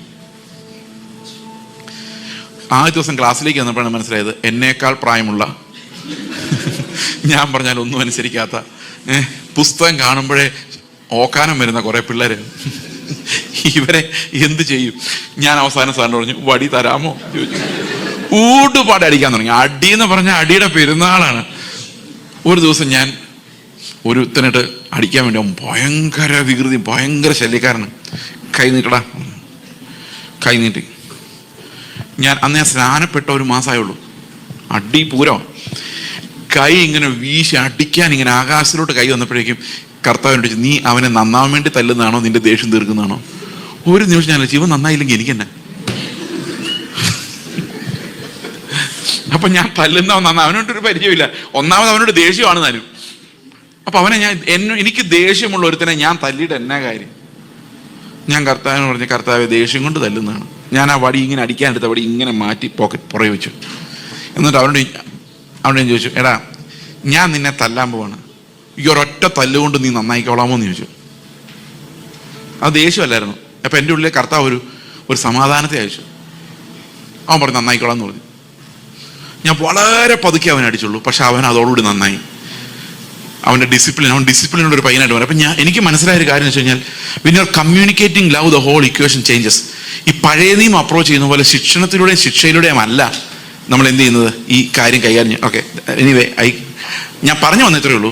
പേരൻറ്റിങ് ആയാലും ഭാര്യാഭർത്തൃബന്ധമായാലും സഭയിലെ ലൈഫായാലും ഇതൊന്നും കർത്താവ് നമ്മിൽ വസിക്കാതെ ഈ ദേഷ്യം അടക്കാനോ നിയന്ത്രിക്കാനോ ക്രിസ്തുവിൻ്റെ ലവ് കമ്മ്യൂണിക്കേറ്റ് ചെയ്യാനൊന്നും നമ്മളെ കൊണ്ട് സാധിക്കത്തില്ല. ഇതെങ്ങനെയാണ് സാധിക്കുന്നതിനുള്ളൊരു ഫോർമുല എഫേസ്യ ലേഖനത്തിലുണ്ട്. ഈ ഫോർമുല നിങ്ങളെ പഠിപ്പിക്കാൻ വേണ്ടിയാണ് ഞാൻ ഇനിയുള്ള അരമണിക്കൂർ ഉപയോഗിക്കുന്നത്. അതായത് എഫേസ്യ ലേഖനത്തിൻ്റെ ആദ്യ ഭാഗങ്ങളിൽ നമ്മൾ കാണുന്നത് ഇൻ ക്രൈസ്റ്റ് എന്നുള്ള ഒരു പ്രയോഗമാണ്. ക്രിസ്തുവിൽ. നിങ്ങൾ ഓർക്കുന്നുണ്ടോ, കഴിഞ്ഞ ദിവസം ഞാൻ പേഴ്സ് എടുത്തിട്ട് പേഴ്സിനകത്തൊരു കാർഡ് വെച്ചിട്ട് ഈ പേഴ്സ് പോകുന്നിടത്തെല്ലാം ഞാൻ പോകും, അതുപോലെ എന്നെ ക്രിസ്തുവിൽ തെരഞ്ഞെടുത്തു, അല്ലേ? അത് എഫേസ്യർ 1:4 ഇനി എഫേസ്യർ 1:1 മുതൽ 12 വരെ നിങ്ങൾ വായിച്ചാൽ അനേകം പ്രാവശ്യം അവിടെ ഇൻ ക്രൈസ്റ്റ് എന്നുള്ളത് നിങ്ങൾക്ക് കാണാൻ പറ്റും. നമുക്ക് പതുക്കെ ഒന്ന് വായിച്ചു നോക്കാം, പെട്ടെന്ന് പതുക്കെ വായിച്ചു നോക്കാം, പെട്ടെന്ന് വായിച്ചു. അപ്പോസ്തലനായ പൗലോസ്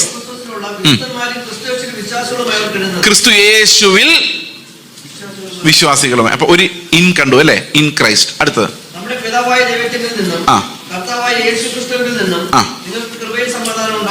ഒന്ന് കഴിഞ്ഞു. ഇനി അടുത്തത് ക്രിസ്തുവിൽ, രണ്ടാമതായി അല്ലേ, രണ്ടായി.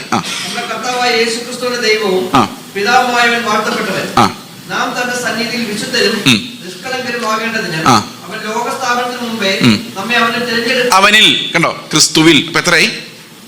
3. അടുത്തത്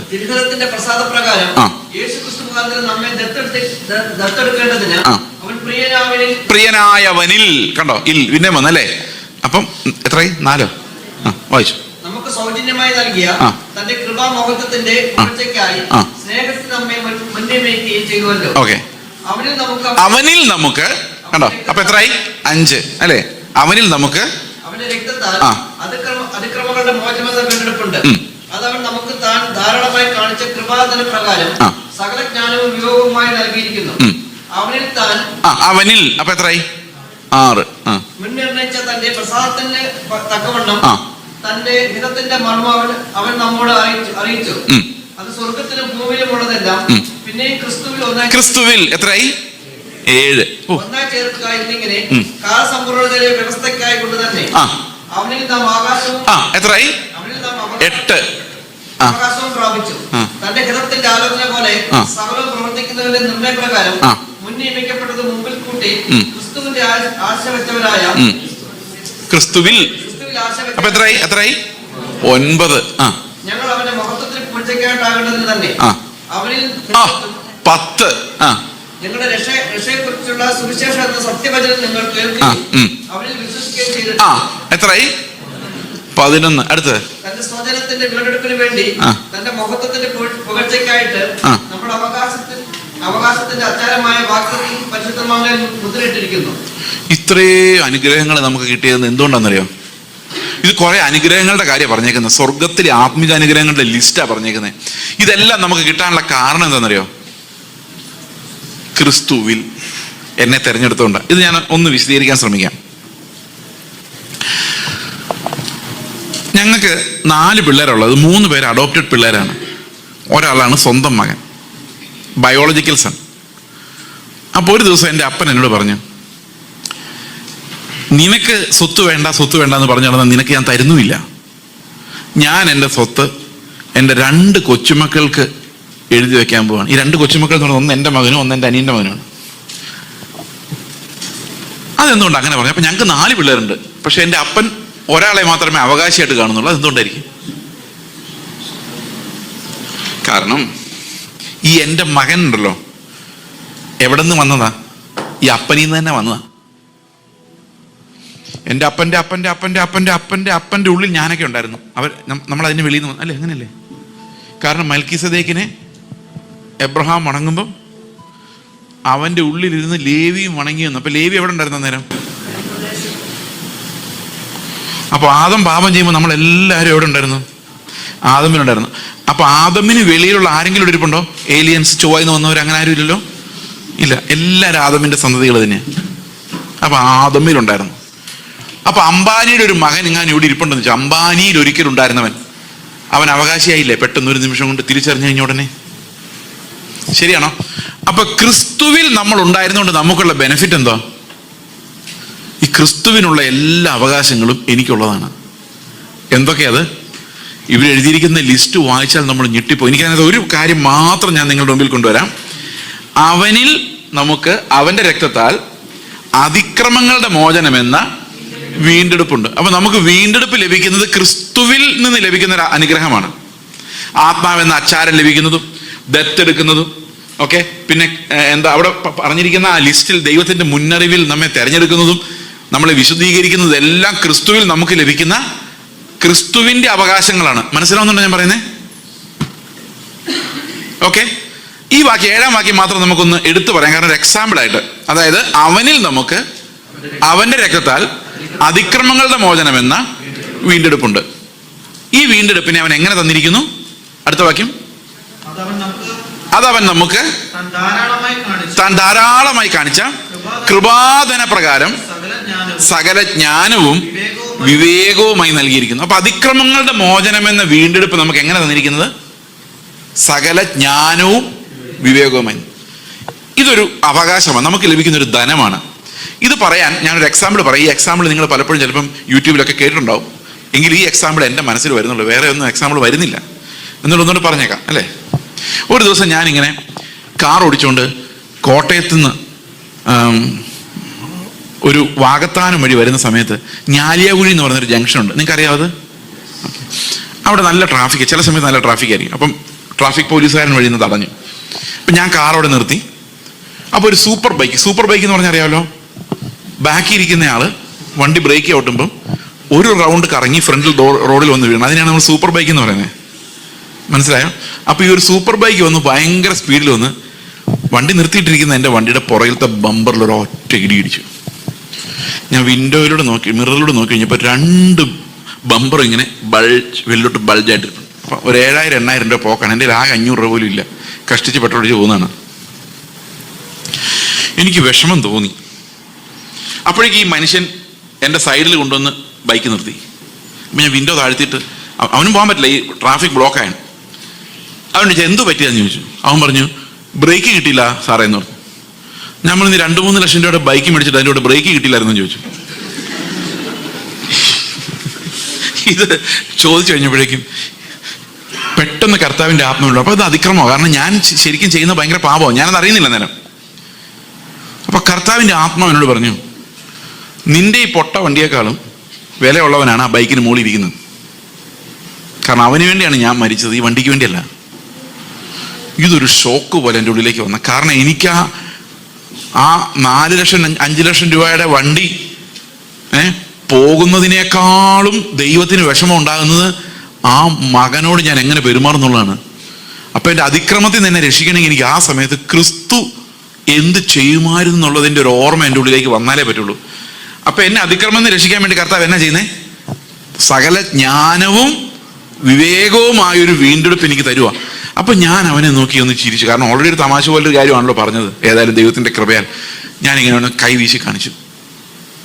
അവനൊന്ന് ചിരിച്ച് താങ്ക് യു സോറി എന്ന് പറഞ്ഞിട്ട് പോകും. പറഞ്ഞൊന്നും തന്നെ എനിക്ക് ഓർമ്മയില്ല പോയി. എന്നാലും എനിക്ക് വിൻഡോയിലോട്ട് നോക്കുമ്പോൾ വിഷമമുണ്ട്, 2 സൈഡിലും ബൾജായി. പക്ഷെ എന്നാ ചെയ്യാനാ? കർത്താവിന്റെ വ്യൂ എന്ന് പറയുന്നത് അവനാണ് ഭേദം എന്നേക്കാൾ. അവന്റെ വില ഇതാണ് ദൈവം നമുക്ക് തരുന്നൊരു പരിജ്ഞാനം. നിങ്ങളുടെ കയ്യിലുള്ള സകല സമ്പത്തിനേക്കാളും വിലയുണ്ട് നിങ്ങളൊരു ദിവസം ഒരാളോട് സംസാരിക്കുന്ന വഴി നിൽക്കുന്ന അറബിക്ക്, അല്ലെങ്കിൽ വഴി നിൽക്കുന്ന ഒരു എത്യോപ്യൻ. നിങ്ങളുടെ സകല സമ്പത്തിനേക്കാളും വിലയുണ്ട് എന്ന് ഹൃദയത്തിൽ വരണമെങ്കിൽ അത് കർത്താവ് ആ സമയത്ത് തരുന്ന പരിജ്ഞാനം കൊണ്ട് മാത്രമേ എനിക്ക് ഇതിൽ നിന്ന് രക്ഷപ്പെടാൻ പറ്റുള്ളൂ. അപ്പൊ നിങ്ങൾ വിചാരിച്ചു ഈ മനുഷ്യൻ ഭയങ്കര പരിജ്ഞാനത്തിൽ ജീവിക്കുന്ന ആളാണെന്ന് വിചാരിക്കല്ലേ? അങ്ങനെയൊന്നും ഇല്ല. അത് തക്ക സമയത്ത് ദൈവം കൃപ തരുന്നതുകൊണ്ടാണ്. കുറെ നാൾ കഴിഞ്ഞ് ഇങ്ങനെ ഞാൻ കാറുമായിട്ട് വേറൊരു വഴിയെ പോകായിരുന്നു. അത് T ജംഗ്ഷനിലൂടെ ഞാൻ ടീയുടെ തലയിൽ കൂടെ പോകുമ്പം വാലിലൂടെ ഒരു ഓട്ടോറിക്ഷ കയറി വരുന്നു. മനസ്സിലാകുന്നില്ലേ പറഞ്ഞേ? അപ്പൊ ടീയിലൂടെ ഞാൻ പോകുന്നു, വാലിലൂടെ വരുന്ന ഓട്ടോ ഞാൻ കടന്നു പോയ ശേഷം ഈ ഓട്ടോ വളച്ചു കൊണ്ടുവന്ന് എന്നെ കാർ ഒരസി കൊണ്ടുവന്നങ്ങ് പോകുന്നു. അപ്പോൾ പ്രതി ഞാനല്ല, ഞാൻ കടന്നു പോയ ശേഷമാണ് ഇയാൾ വന്നിരിക്കുന്നത്, ബാക്കിലാണ്. അപ്പം ഞാൻ വണ്ടി നിർത്തി ഇറങ്ങി. പഴയ അതേ ചോദ്യം ചോദിച്ചു, എന്ത് പറ്റിയെന്ന് ചോദിച്ചു. അന്നേരം ഈ പുള്ളി പറഞ്ഞു, സാറേ സ്റ്റിയറിങ് തിരിച്ചിട്ട് കിട്ടിയില്ലെന്ന് പറഞ്ഞു. ഞാൻ സ്റ്റിയറിങ് കിട്ടിയില്ലെന്ന് ഞാൻ ചോദിച്ചില്ല, കാരണം സ്റ്റിയറിങ് തിരിച്ചിട്ടാണ് കിട്ടാൻ. ഞാൻ ഗ്രാമർ കറക്റ്റായിരുന്നു. അപ്പം ഞാൻ പറഞ്ഞു ഓക്കെ എന്ന് പറഞ്ഞിട്ട് എന്തെങ്കിലും ആട്ടെ, കാരണം നമുക്ക് സ്നേഹമൊന്നും ഇല്ലെങ്കിലും അഭിനയിക്കണമല്ലോ കർത്താവിൻ്റെ ആളാണ്. ഓക്കെ, ഞാൻ അന്നേരം ഉടനെ തിരിച്ചു വന്നു കഴിഞ്ഞപ്പോൾ ആ ഓട്ടോയുടെ പുറകിരുന്നവൻ പറയുക, തനിക്കൊക്കെ കാറ് മര്യാദയ്ക്ക് റോട്ടിൽ കൂടെ ഓടിച്ചിട്ട് പോയി. ഇത് കേട്ടതോടെ എൻ്റെ പരിജ്ഞാനമൊക്കെ പോയി. ഞാൻ നേരെ ആ മനുഷ്യൻ്റെ നേരെ എന്നിട്ട് എന്തോ പറയാൻ തുടങ്ങുമായിരുന്നു. എന്താന്ന് എനിക്ക് തന്നെ അറിയത്തില്ല എന്ത് പറ. അന്നേരം ഓട്ടോ ഡ്രൈവർ ഇടാൻ മിണ്ടാതിരിടാൻ നമ്മുടെ കയ്യിലെ തെറ്റാന്ന് ആ ഓട്ടോ ഡ്രൈവർ പറഞ്ഞുകൊണ്ട് ഞാൻ സമാധാനത്തിൽ തിരിച്ചു പോകും. അപ്പോൾ എനിക്ക് മനസ്സിലായി, ഞാൻ അവിടെ ഇരുന്നു. ഓട്ടോക്കാരൻ പോയി. ഞാനിവിടെ നിന്ന് ആലോചിച്ചു, എൻ്റെ കർത്താവെ, അയാളെ നോക്കി ഒന്ന് ചിരിക്കാൻ പറ്റിയില്ലല്ലോ എനിക്ക്, എന്തൊരു നഷ്ടം. ഇത്രയേ ഉള്ളൂ നമ്മൾ. എന്നിട്ടാണ് നമ്മൾ ഭയങ്കര പ്രാർത്ഥന പ്രാർത്ഥിക്കുന്നത്. ആ മനുഷ്യനെ നോക്കി ഒന്ന് ചിരിക്കാൻ പറ്റിയായിരുന്നെങ്കിൽ, ഒന്ന് പോയി സാരമില്ല പോട്ടെ എന്ന് പറയാൻ പറ്റുമായിരുന്നെങ്കിൽ, കർത്താവിനെ അയാൾ കണ്ടേനെ. അല്ലെ, ഒരു സ്നേഹമെങ്കിലും കണ്ടേനെ, കർത്താവിനെ കണ്ടില്ലെങ്കിലും. പക്ഷെ ഞാൻ ആ സമയത്ത് നന്നായിട്ടില്ല എന്ന് നമുക്ക് ഏത് സമയത്തും ഇങ്ങനെ തെറ്റുകൾ പറ്റാം. നമുക്കൊരു നീതി അവകാശപ്പെടാനില്ല. നിൽക്കുന്നു നിങ്ങൾക്ക് തോന്നുന്നുണ്ടെങ്കിൽ ഏത് സമയത്തും വീഴാന്നർത്ഥം ആ പാപത്തിൽ. ഞാൻ അതുപോലെ ഒരു ദിവസം എൻ്റെ ഭാര്യയോട് പറഞ്ഞു, 2 പാപങ്ങളിൽ ഞാൻ ഇനി വീഴില്ല, കാരണം അതിനൊക്കെ ഞാൻ ക്ലിയർ ആയി എന്ന് പറഞ്ഞു. അപ്പം എൻ്റെ ഭാര്യ പറഞ്ഞു, നിൽക്കുന്നതെന്ന് തോന്നുന്നു സൂക്ഷിക്കുന്ന നല്ലതായിരിക്കും. അപ്പം ഞാൻ അടുത്ത ഒരാഴ്ച അതിലൊരു കാര്യം ഞാൻ പറയാം. ഒരു പാപത്തെ വീഴില്ല എന്ന് പറഞ്ഞത് അത് പണം എന്നെ മോഹിപ്പിക്കില്ല എന്നുള്ളതായിരുന്നു. അതായിരുന്നു ഒരു കാര്യം. മറ്റേ കാര്യം ഞാൻ പറയുന്നില്ല. അപ്പം ഞാനൊരു പാസ്റ്റർ വീട്ടിലൂടെ വന്നു. ഈ പാസ്റ്റർ വീട്ടിലൂടെ കഴിഞ്ഞപ്പോൾ പാസ്റ്റർ വളരെ ദാരിദ്ര്യത്തിൽ ജീവിച്ചുകൊണ്ടിരുന്നപ്പോൾ എനിക്ക് പുള്ളി നേരത്തെ പരിചയം. ഇപ്പം പുള്ളിയുടെ പേരിൽ വീട്, കാറ്, ബംഗ്ലാവ്, പുള്ളിയുടെ കയ്യിരിക്കുന്ന ടാബ്, ലാപ്ടോപ്പ്, ഇതൊക്കെ കണ്ട് ഞാനിങ്ങനെ അന്തം വിട്ട് നിൽക്കുക. പുള്ളി ആഴ്ചയിൽ ഒരിക്കലും അമേരിക്കയിൽ പോയിട്ട് വരുന്ന ആളാണ് ഇപ്പോൾ. അപ്പം ഞാൻ എൻ്റെ മനസ്സിൽ എനിക്കിതൊക്കെ കാണുമ്പോൾ അറപ്പ് തോന്നിക്കൊണ്ടിരുന്ന എൻ്റെ മനസ്സ് തോന്നുന്നു, ഇത് കൊള്ളാവല്ലോ പരിപാടി എന്ന് എൻ്റെ ഉള്ളിലേക്ക് വരുന്ന എനിക്കറിയാം, ഈ മോഹം. അപ്പം ഞാനിത് ഓർത്തു, എൻ്റെ ദൈവമേ, നിൽക്കുന്നു നമ്മൾ എവിടെ തോന്നുന്നോ അവിടെ നമുക്ക് പ്രലോഭനങ്ങൾ വരും, അല്ലെങ്കിൽ നമ്മൾ ആ ഒരു പോയിന്റിൽ പിടിക്കപ്പെടും. അതാ കർത്താവ് പറഞ്ഞ്, നിൽക്കുന്നത് നമ്മൾ തോന്നിയാൽ ആ പോയിന്റ് നമ്മൾ വളരെ സൂക്ഷിക്കണം. കാരണം ഏത് സമയത്തും നമുക്കൊരു പാപം സംഭവിക്കാം. ഓക്കെ, അപ്പം നമ്മൾ തിരിഞ്ഞ് കർത്താവിൻ്റെ അടുത്തേക്ക് ചെല്ലണം. കർത്താവെ, ഞാൻ അഹങ്കാരിയായിരുന്നു, ഞാൻ വീണിരിക്കുന്നു, എന്നെ രക്ഷിക്കണേ. കാരണം അപ്പോഴും ദുർമനസാക്ഷിയിൽ നിന്ന് അകന്നു പോകരുത്, ഹൃദയനുറുക്കത്തോടെ അടുത്ത് ചെല്ലണം. അതാണ് രക്ഷയുടെ പ്രത്യേകത. We can always approach the thrown of grace എന്നുള്ളതാണ്. ഓക്കെ, ഞാൻ പറഞ്ഞു വന്നത്, ഈ അനുഗ്രഹം നമുക്ക് ലഭിക്കുന്നത് ഇപ്പം നമ്മൾ വലിയ പെട്ടെന്ന് പഴയകാലത്ത് ഇങ്ങനെ സിൻഡ്രല്ല സ്റ്റോറീസ് ഒക്കെ നിങ്ങൾ കേട്ടിട്ടുണ്ട്. സിൻഡ്രല്ല സ്റ്റോറി അറിയാം? സിൻഡ്രല്ല അറിയാം? കഥ പിള്ളേർക്ക് അറിയാം? പെട്ടെന്നാണ് സിൻഡ്രല്ല മുതലാളിയായത് അല്ലേ, ഭയങ്കര രാജ്ഞിയായി മാറിയത്. അത് പെൺപിള്ളേരെല്ലാം വായിക്കുന്ന കഥയാണ് ഈ സിൻഡ്രല്ല സ്റ്റോറീസ് എന്ന് പറയുന്നത് അല്ലേ, ഫെയറി ടൈൽസ്. ആൺപിള്ളേർക്ക് അതൊന്നും അത്ര ഇഷ്ടമൊന്നുമില്ല. Very good. ഇത്ര നേരം എൻ്റെ കണ്ണിലോട്ട് അടിച്ചോണ്ടിരിക്കുകയായിരുന്നു, ഒരാശ്വാസം. ഓക്കെ, പാവം അവരുടെ കഷ്ടപ്പാട് ഇനി അത്.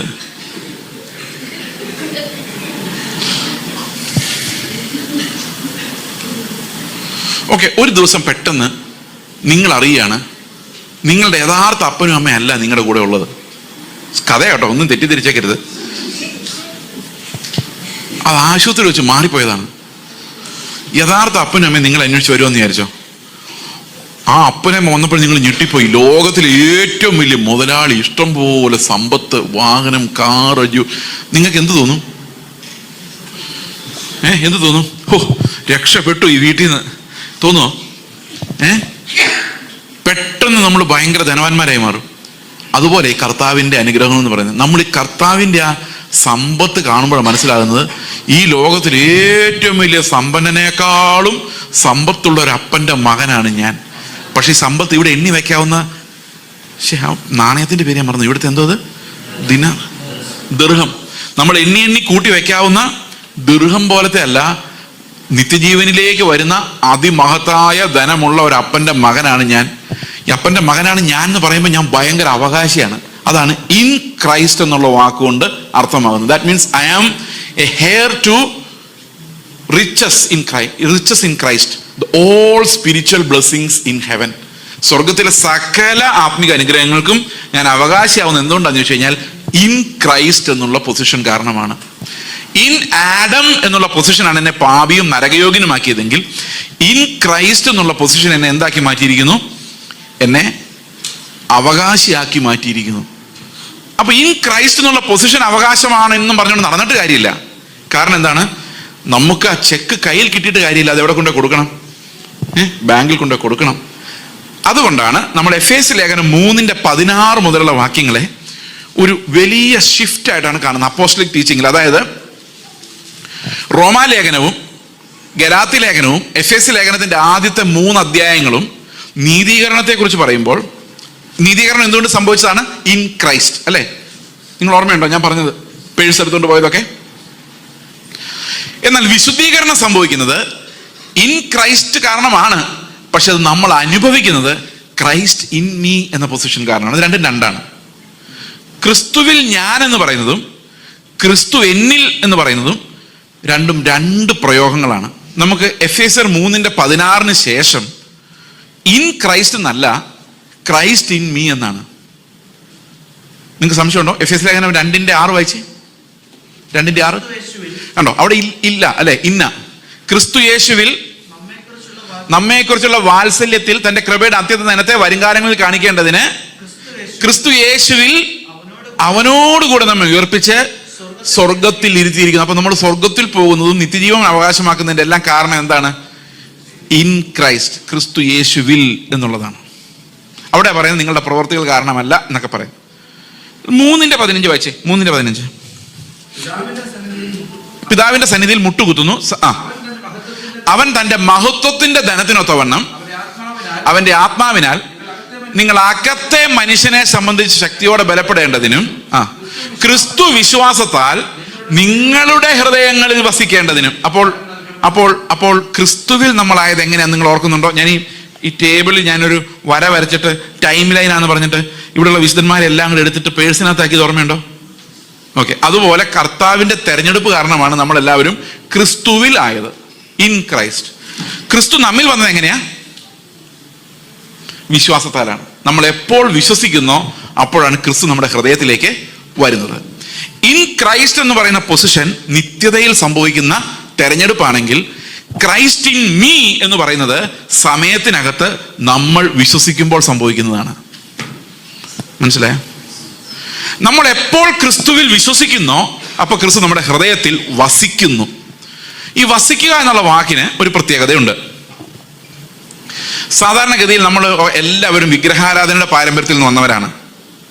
ഇപ്പൊ ഞാൻ പെന്തക്കോസ്തിൽ ജനിച്ചതാന്ന് പറഞ്ഞിട്ട് കാര്യമൊന്നുമില്ല. വിഗ്രഹാരാധന ഇല്ലാത്ത ഒരു മനുഷ്യന് ലോകത്തില്ല. അവൻ രക്ഷിക്കപ്പെടുന്നവരെ അവൻ വിഗ്രഹാരാധിയാണ്. വിഗ്രഹാരാധനയുടെ പ്രത്യേകത എന്താണെന്ന് വെച്ച് കഴിഞ്ഞാൽ ക്രിസ്തു ജീവനായി മാറാത്തിടത്തോളം കാലം നമ്മൾ വിഗ്രഹാരാധകരാണ്. ക്രിസ്തുവിന്റെ വിഗ്രഹമാണെന്നേ ഉള്ളതേ ഉള്ളൂ. ഉദാഹരണത്തിന് നമ്മുടെ ഒരു ദിവസം എത്ര മണിക്കൂറുണ്ട്? 24 മണിക്കൂർ. 24 ബോഗിയുള്ള ഒരു ട്രെയിനാണ് നമ്മുടെ ലൈഫ് എന്ന് വിചാരിക്കാം. ഓക്കെ, അപ്പം രാവിലെ എപ്പോഴാണ് ഫസ്റ്റ് ബോഗി? എപ്പോഴാണ്? നമ്മൾ അബോധാവസ്ഥ കിടക്കുമ്പോൾ രാത്രി 12-നും 1-നും ആദ്യത്തെ ബോഗി. രണ്ടാമത്തെ ബോഗി നമ്മളൊന്നും അറിയുന്നില്ല, കിടന്ന് നല്ല വിശ്രമമാണ്. മൂന്നാമത്തെ ബോഗിയിൽ ഒന്നും അറിയുന്നില്ല, നാലാമത്തെ ബോഗിയിൽ ഒന്നും അറിയുന്നില്ല. അഞ്ചാമത്തെ ബോഗിയിൽ ചില ആൾക്കാർ എഴുന്നേക്കും. ഇവരുടെ കർത്താവേ സ്തോത്രം, ഇന്നത്തെ ദിവസം ജീവിക്കാൻ ആവശ്യമായ കൃപ തരണമേ, ആമേൻ. അവിടെ യേശു ഉണ്ട്. 5-ാമത്തെ ബോഗിയിൽ കർത്താവുണ്ട്. 6-ാമത്തെ ബോഗിയിൽ ചിലപ്പോൾ കാണുമായിരിക്കും, ചില ബൈബിൾ വായിക്കാനുള്ള തോന്നിയാൽ. 7, 8, 9, 10, 11, 12, 13, 14, 15, 16, 17, 18, 19, 20, 8 മണിയായി, 21. അതിനിടയ്ക്ക് ഏതോ ഒരു ബോഗിയിലൂടെ കർത്താവുണ്ട്. ഇത്രത്തോളം നടത്തിയ ദൈവത്തിന് സ്തോത്രം, രാവിലെ വീഴാവുന്ന വീഴ്ചകളിൽ നിന്നും കണ്ണിനെ കണ്ണുനീരിൽ നിന്ന് രക്ഷിച്ച് അവിടെയും കർത്താവുണ്ട്. പിന്നെ 21, 22, 23, 24 കർത്താവില്ല. തീറ്റ, കുടി, ആനന്ദം, ഉറക്കം. അപ്പോൾ കർത്താവ് വസിക്കുന്നില്ല, വന്നു പോകുന്നേ ഉള്ളൂ. ഇപ്പോൾ ഞങ്ങൾ ഹോട്ടലിലാണ് ഈ 5 ദിവസം താമസിച്ചത്. ഞങ്ങൾ നിങ്ങളുടെ ആരുടെയെങ്കിലും വീട്ടിൽ പല സമയത്തും വീട്ടിൽ വന്ന് താമസിക്കുന്ന ഒരു പതിവുണ്ടല്ലോ. വീട്ടിലവൻ താമസിക്കുന്നെങ്കിൽ ഇപ്പം ആ വീട്ടിലെ ആൾ പറയും, ഇതാണ് നിങ്ങളുടെ മുറി. അതിനർത്ഥം എന്താ? ആ മുറിക്ക് വെളി ഇറങ്ങുന്നത് സൂക്ഷിച്ച് വേണം. ഇത് മാത്രമാണ് നിങ്ങളുടെ മുറി, ഞങ്ങളുടെ മുറിയാണ് അത് എന്ന് പറഞ്ഞ് അങ്ങോട്ട് വന്നേക്കരുതെന്നാണ് എൻ്റെ അർത്ഥം. അടുക്കള, ഞാൻ ഒത്തിരി പ്രാവശ്യം പല സ്ഥലങ്ങളിൽ പോയി പല വീടുകളിൽ താമസിക്കുന്നുണ്ട്. അവിടെ അടുക്കള കയറാറില്ല, വേറെ റൂമിലും കയറാറില്ല. ലിവിങ് റൂം വഴി ഇങ്ങനെ പാസ് ചെയ്ത് നേരെ എൻ്റെ റൂമിലോട്ട് പോയി. എനിക്ക് തന്നിരിക്കുന്ന, എൻ്റെ റൂമല്ല, എനിക്ക് തൽക്കാലം തന്നിരിക്കുന്ന കൃപയാൽ കിട്ടിയിരിക്കുന്ന ആ റൂമിലേക്ക് പോയി. അതുപോലെ കർത്താവ് ഈ കമ്പാർട്ട്മെന്റിൽ 2 കമ്പാർട്ട്മെന്റിൽ മാത്രം പ്രത്യക്ഷപ്പെടുന്ന ഒരാളായിരിക്കുന്നത് വിഗ്രഹാരാധനയാണ്. അതായത് അവിടെ യേശു എന്ന ആളെ നമ്മൾ കാണുകയാണ്. നമസ്തേ, നമസ്കാരം എന്ന് പറഞ്ഞ് സാഷ്ടാംഗം പ്രണമിച്ചിട്ട് കർത്താവ് ഇല്ലാത്തൊരു കമ്പാർട്ട്മെന്റിലോട്ട് പോവുകയാണ്. ഇത് ഐഡോലേറ്ററിയാണ്.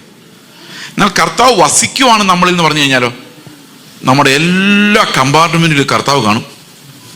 ഞാൻ വഴി നിന്ന് ഒരാളോട് സംസാരിക്കുമ്പോഴും ക്രിസ്തു ആയിരിക്കും എന്നിൽ വസിക്കുന്നത്. ഇതാണ് ഫെയ്ത്ത് എന്ന് പറയുന്നത്. ഫെയ്ത്ത് എന്ന് പറയുന്നത് Christ becomes my substitute in all life situations. ഇപ്പം ഞാൻ നിങ്ങളോട് സംസാരിക്കുമ്പോൾ ഉണ്ടായ ഇതിനായിട്ട് ബന്ധപ്പെട്ടൊരു എക്സാമ്പിളോട് ഞാൻ പറയാം. അപ്പോൾ അത് കുറച്ചുകൂടെ ക്ലിയർ ആണ്. ഞാൻ തൃശ്ശൂരിൽ ഒരു മീറ്റിങ്ങിൽ സംബന്ധിക്കാൻ വേണ്ടി ഇരിക്കുകയാണ്. ഞാൻ സാധാരണ ഫ്രണ്ട് വന്നിരിക്കാറില്ല. അതിന് പ്രത്യേകിച്ച് ഒരു കാരണം വെച്ചാൽ എനിക്ക് നല്ല മ്യൂസിക് ആയിട്ട് ഉറക്കം വരും. അതാണൊരു കാരണം. അപ്പോൾ ആൾക്കാർ കാണും ഇത്. അതുകൊണ്ട് ഞാൻ ഏറ്റവും പുറകിലത്തെ സീറ്റിൽ ഇരിക്കാറുള്ളൂ. മ്യൂസിക് ഇല്ലാതെ പാടിയാൽ കുഴപ്പമില്ല. ഈ സാധനത്തിൻ്റെ സൗണ്ട് കേൾക്കുമ്പോൾ എൻ്റെ ഉള്ളിൽ ഇങ്ങനെ ഉറക്കം വരും. അപ്പം നിവൃത്തിയുണ്ടെങ്കിൽ ഞാൻ ഫ്രണ്ടിൽ വന്നിരിക്കാറില്ല. അപ്പം ഞാനിങ്ങനെ ബാക്കിലിരിക്കുമ്പോൾ ഒരു സഹോദരൻ വന്നിട്ട് ഫ്രണ്ടിൽ നിന്നൊരു പാട്ട് പാടി പോകല്ലേ കടന്നെന്നെ, അറിയാം പാട്ട്, pass me not O gentle saviour എന്നൊരു പാട്ട് പാടി. അപ്പം ഞാൻ ആ ബാക്കിൽ ഇങ്ങനെ ആലോചിക്കുക, പാസ് മീ, എന്നെ കടന്നു, അങ്ങനെ കർത്താവ് എന്നെ കടന്നു പോവോ? അതെന്തോ ഇത്? അടുത്തുള്ളവനെ നോക്കുന്നു, ഇപ്പുറത്തുള്ളവനെ നോക്കുമ്പോൾ എന്നെ നീ. അപ്പം പഴയകാലത്തെ പാട്ടിനകത്ത് ഇങ്ങനെ തെറ്റുകൾ വരാറില്ല. ഇപ്പം തിയോളജി കൂടിയതുകൊണ്ടാണ് ഇന്ന് മുഴുവൻ തെറ്റുകൾ വരുന്നത്. അന്ന് തിയോളജിയും പ്രസംഗമൊന്നും ഇല്ലാത്തതുകൊണ്ട് പാട്ടുകളെല്ലാം ഭയങ്കര ക്ലീൻ ആയിരുന്നു. എല്ലാം ഉപദേശം കറക്റ്റായിരുന്നു, ആത്മാവുണ്ടായിരുന്നു. ഈ പാട്ടിനകത്ത് തെറ്റ് വരാൻ സാധ്യതയില്ലോ. ഫാനി ജെ ക്രോസ്ബി എഴുതിയ ഒരു പാട്ട് തിയോളജിക്കൽ റോങ് ആവുക എന്ന് പറയുന്നത് ഏതാണ്ട് അസാധ്യമാണ്. ഇത് ഇത്രയും വലിയ പൊട്ടത്തരം അവർ പറയൂ. അപ്പം ഞാൻ വെച്ചാൽ എന്താ എൻ്റെ കാരണം?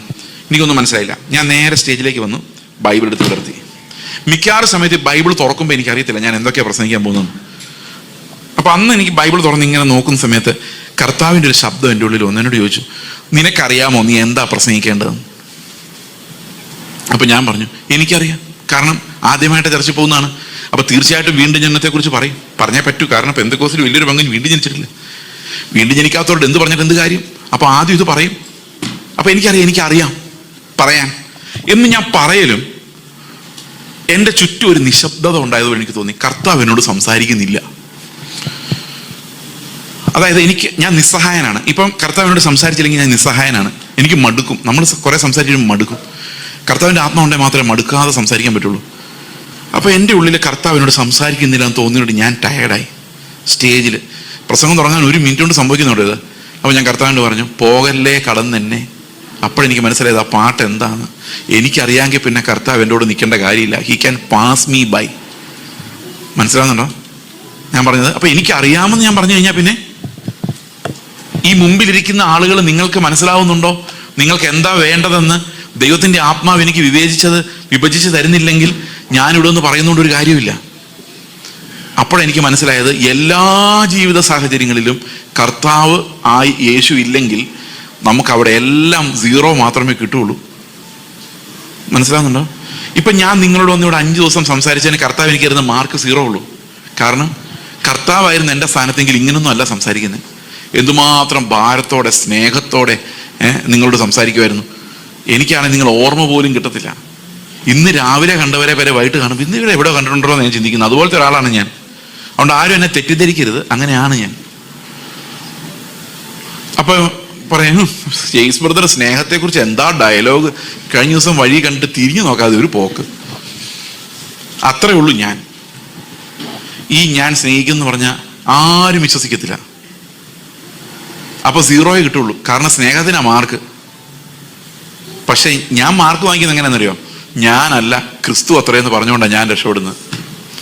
ക്രിസ്തു ആണ് സംസാരിക്കുന്നതെങ്കിൽ നിങ്ങൾക്ക് എത്രയായിരിക്കും മാർക്ക്? എത്രയായിരിക്കും? എന്ത് സ്നേഹമായിരിക്കും അല്ലേ? അപ്പൊ ഞാൻ പറയാം, കർത്താവേ ഞാൻ മരിച്ചു, ഇനി നീയാണ്. അപ്പം നിങ്ങൾ കേൾക്കുന്ന ശബ്ദം എൻ്റെ ആണെങ്കിലും നിങ്ങളോട് സംസാരിക്കുന്ന ക്രിസ്തു ആയിരിക്കും. കാരണം എന്താ? ഞാൻ മരിച്ചു. എനിക്ക് നിങ്ങൾ അംഗീകരിക്കണമെന്നോ നന്നായിട്ട് പറയണമെന്നോ ഒരു താല്പര്യമില്ല. ഞാൻ മരിച്ചു.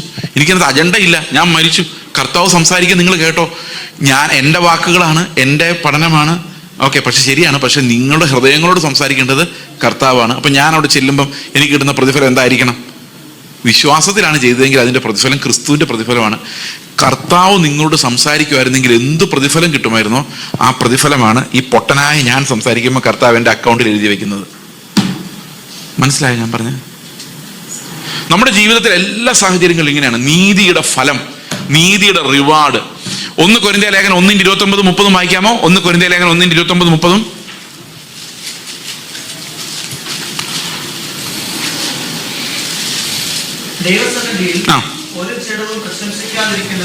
ദൈവസന്നിധിയിൽ ഒരു ജഡവും പ്രശംസിക്കാതിരിക്കേണ്ടതിന് തന്നെ നിങ്ങളോ അവനാൽ ക്രിസ്തു യേശുവിൽ ഇരിക്കുന്നു. കണ്ടോ, ഈ ക്രിസ്തു യേശുവിൽ ഇരിക്കുന്നു. അതുകൊണ്ട് എന്ത് സംഭവിച്ചു?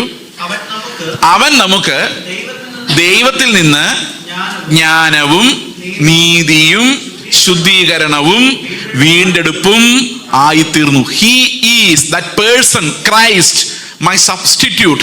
He is my righteousness and he is my redemption. He is my sanctification. Okay, he is my wisdom from the Lord. ഇത് വരുമ്പോൾ ക്രിസ്തു എന്ന വ്യക്തി അല്ലാതെ വേറെ ഒന്നും പ്രസക്തമല്ല. മതമില്ല, ഓക്കെ, എൻ്റെ ചിന്തകളില്ല. I died. Christ is my righteousness. മനസ്സിലാവുന്നുണ്ടോ ഇത്? ഓക്കെ, അപ്പൊ യേശു ക്രിസ്തു വിശ്വാസത്താൽ നമ്മുടെ ഹൃദയങ്ങളിൽ വസിക്കുമ്പോൾ എന്ത് സംഭവിക്കും? 3:17 ഒന്നുകൂടെ വരാം. എഫേസ്യർ 3:17. ക്രിസ്തു വിശ്വാസത്താൽ നിങ്ങളുടെ ഹൃദയങ്ങളിൽ വസിക്കേണ്ടതിന് വരം നൽകുകയും നിങ്ങൾ സ്നേഹത്തിൽ വേരൂന്നി അടിസ്ഥാനമുള്ളവരായി നീളവും ഉയരവും വീതിയും ആഴവും എന്തെന്ന് സകല വിശുദ്ധന്മാരോടും കൂടെ ഗ്രഹിക്കേണ്ടതിനും പരിജ്ഞാനത്തെ കവിയുന്ന ക്രിസ്തുവിന്റെ സ്നേഹത്തെ അറിയുവാനും പ്രാപ്തരാവുകയും ദൈവത്തിന്റെ എല്ലാ നിറവിനാലും നിറഞ്ഞു വരികയും വേണമെന്നും പ്രാർത്ഥിക്കുന്നു. പ്രിയ സഹോദരങ്ങളെ, വിശുദ്ധീകരണത്തിന്റെ ഒരു ഒന്നാം തരം നിർവചനമാണ്. ഇവിടെ തൊട്ടാണ് അപ്പോസ്തലിക ഉപദേശം, ഇനി അങ്ങോട്ടുള്ള കൊളോസി ലേഖനം, എബ്രായ ലേഖനം, പത്രോസിന്റെ ലേഖനം, ഇതെല്ലാം വിശുദ്ധീകരണത്തെക്കുറിച്ചാണ് പറയുന്നത്. നീതീകരണത്തെക്കുറിച്ചൊരു കാര്യമായി ഒന്നും ഇനി പറയുന്നില്ല. അത് ദൈവം എങ്ങനെയാണ്, എത്ര മനോഹരമായിട്ടാണ് അത് അറേഞ്ച് ചെയ്തിരിക്കുന്നതെന്ന് ഞാൻ ആലോചിക്കുമായിരുന്നു. എഫേസ്യ ലേഖനത്തിന്റെ 3:17 ഈ പ്രാർത്ഥനയോട് കൂടിയാണ് നീതീകരണത്തിന് പഠിപ്പിച്ച ശേഷം വിശുദ്ധീകരണത്തിലേക്ക് ആ പഠിപ്പിക്കലുകൾ മുഴുവൻ മാറുന്നത്. ഇനി എബ്രായ ലേഖനം വായിക്കുമ്പോഴും യാക്കോബിന്റെ ലേഖനം വായിക്കുമ്പോഴെല്ലാം നമ്മുടെ ഹൃദയത്തിലേക്ക് വരുന്നത് സാങ്ക്ടിഫിക്കേഷൻ എന്ന വാക്കാണ്. എന്താണ് സാങ്ക്ടിഫിക്കേഷൻ? ഈ അവസാനം ഒരു വാക്യം കൂടെ വായിക്കാം കേട്ടോ, 20ാമത്തെ വാക്യം കൂടെ വായിക്കാം. എന്നാൽ നാം ചോദിക്കുന്നതിലും നനയ്ക്കുന്നതിലും അത്യന്തപരമായി നമ്മിൽ വ്യാപരിക്കുന്ന ശക്തിയാൽ ചെയ്യാൻ കഴിയുന്നതിന് എന്തൊക്കെയാ ചോദിക്കുന്നത്? മാരുതി കാർ ചോദിക്കുന്നവന് എന്താ തരുന്നേ? ഇവിടുത്തെ വലിയ കാർ ഏതാ? ലാൻഡ് ക്രൂസർ തരുന്ന ദൈവം. അപ്പം എന്താണ് നാം ചോദിക്കുന്നതിലും നനയ്ക്കുന്നതിലും? പക്ഷെ ഇവിടെ എന്തൊക്കെയാ ചോദിച്ചേക്കെന്ന് നോക്കി. അകത്തെ മനുഷ്യനെ സംബന്ധിച്ച് ശക്തിയോടെ ബലപ്പെടേണ്ടതിന് എന്ന് പറഞ്ഞാൽ എന്താ? ഇപ്പൊ ഒരുത്തൻ എന്നെ തല്ലി, പുറത്തെ മനുഷ്യനെ ശക്തനെങ്കിലോ നല്ല പൊട്ടിന് തിരിച്ചു കൊടുക്കും. അകത്തെ മനുഷ്യനെ ശക്തനെങ്കിലോ അവനെ പോയി കെട്ടിപ്പിടിക്കും. അത്ര ശക്തിയുണ്ട് എനിക്ക്. നിങ്ങളുടെ ചർച്ചിന് കേരളത്തിൽ ആരോ സുവിശേഷ വിരോധികൾ കല്ലെറിഞ്ഞു, നിങ്ങളുടെ കൂടെ പഠിച്ച ആളാണ് അവിടുത്തെ DSP എങ്കിൽ നിങ്ങൾ എന്ത് ചെയ്യും? ഉടനെ DSP വിളിച്ചിട്ട്, എടാ ദേ ഞങ്ങളുടെ ചർച്ചിനായിരുന്നു കല്ലെറിഞ്ഞിരിക്കുന്നു, കൈകാര്യം ചെയ്തേക്കും. അതാണ് നമ്മുടെ പുറം മനുഷ്യൻ ശക്തൻ. ഈ പുറം മനുഷ്യൻ ശക്തനാവാൻ പൈസ വേണം, സ്വാധീനം വേണം, ആരോഗ്യം വേണം, കയ്യിൽ കുറെ സാധനങ്ങൾ വേണം. എന്നാൽ അകം മനുഷ്യൻ ശക്തനാകുന്നത് ഇതുകൊണ്ടൊന്നുമല്ല, ദൈവത്തിൻ്റെ ധനം കൊണ്ടാണ്.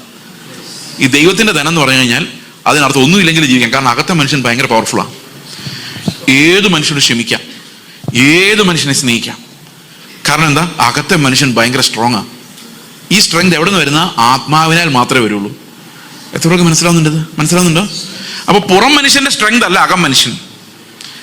ഓക്കെ, വിശ്വാസം. അപ്പോൾ ഒരു കാര്യം കൂടെ പറഞ്ഞത്, സമയം വളരെ വേഗം പോകുന്നത്, 7 മണിയായി കഴിഞ്ഞു.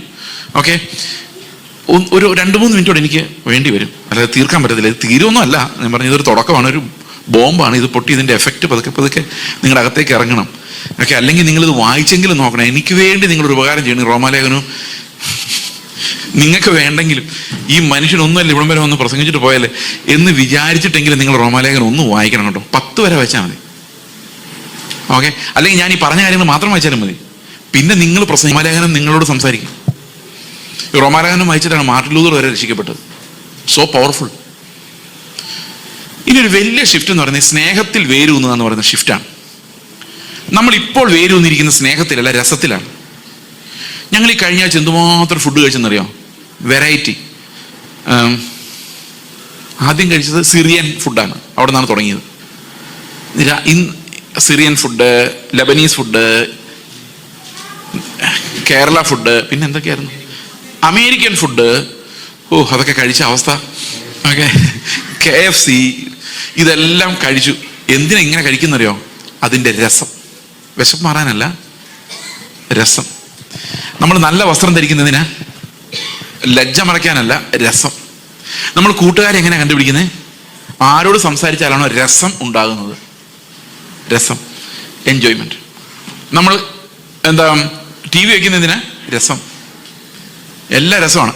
ഈ രസമാണ് ജീവിതത്തിന്റെ അടിസ്ഥാനം. നമ്മൾ രസിക്കുന്ന തെറ്റാന്നല്ല, രസം ജീവിതത്തിന്റെ അടിസ്ഥാനമായി മാറുന്നു.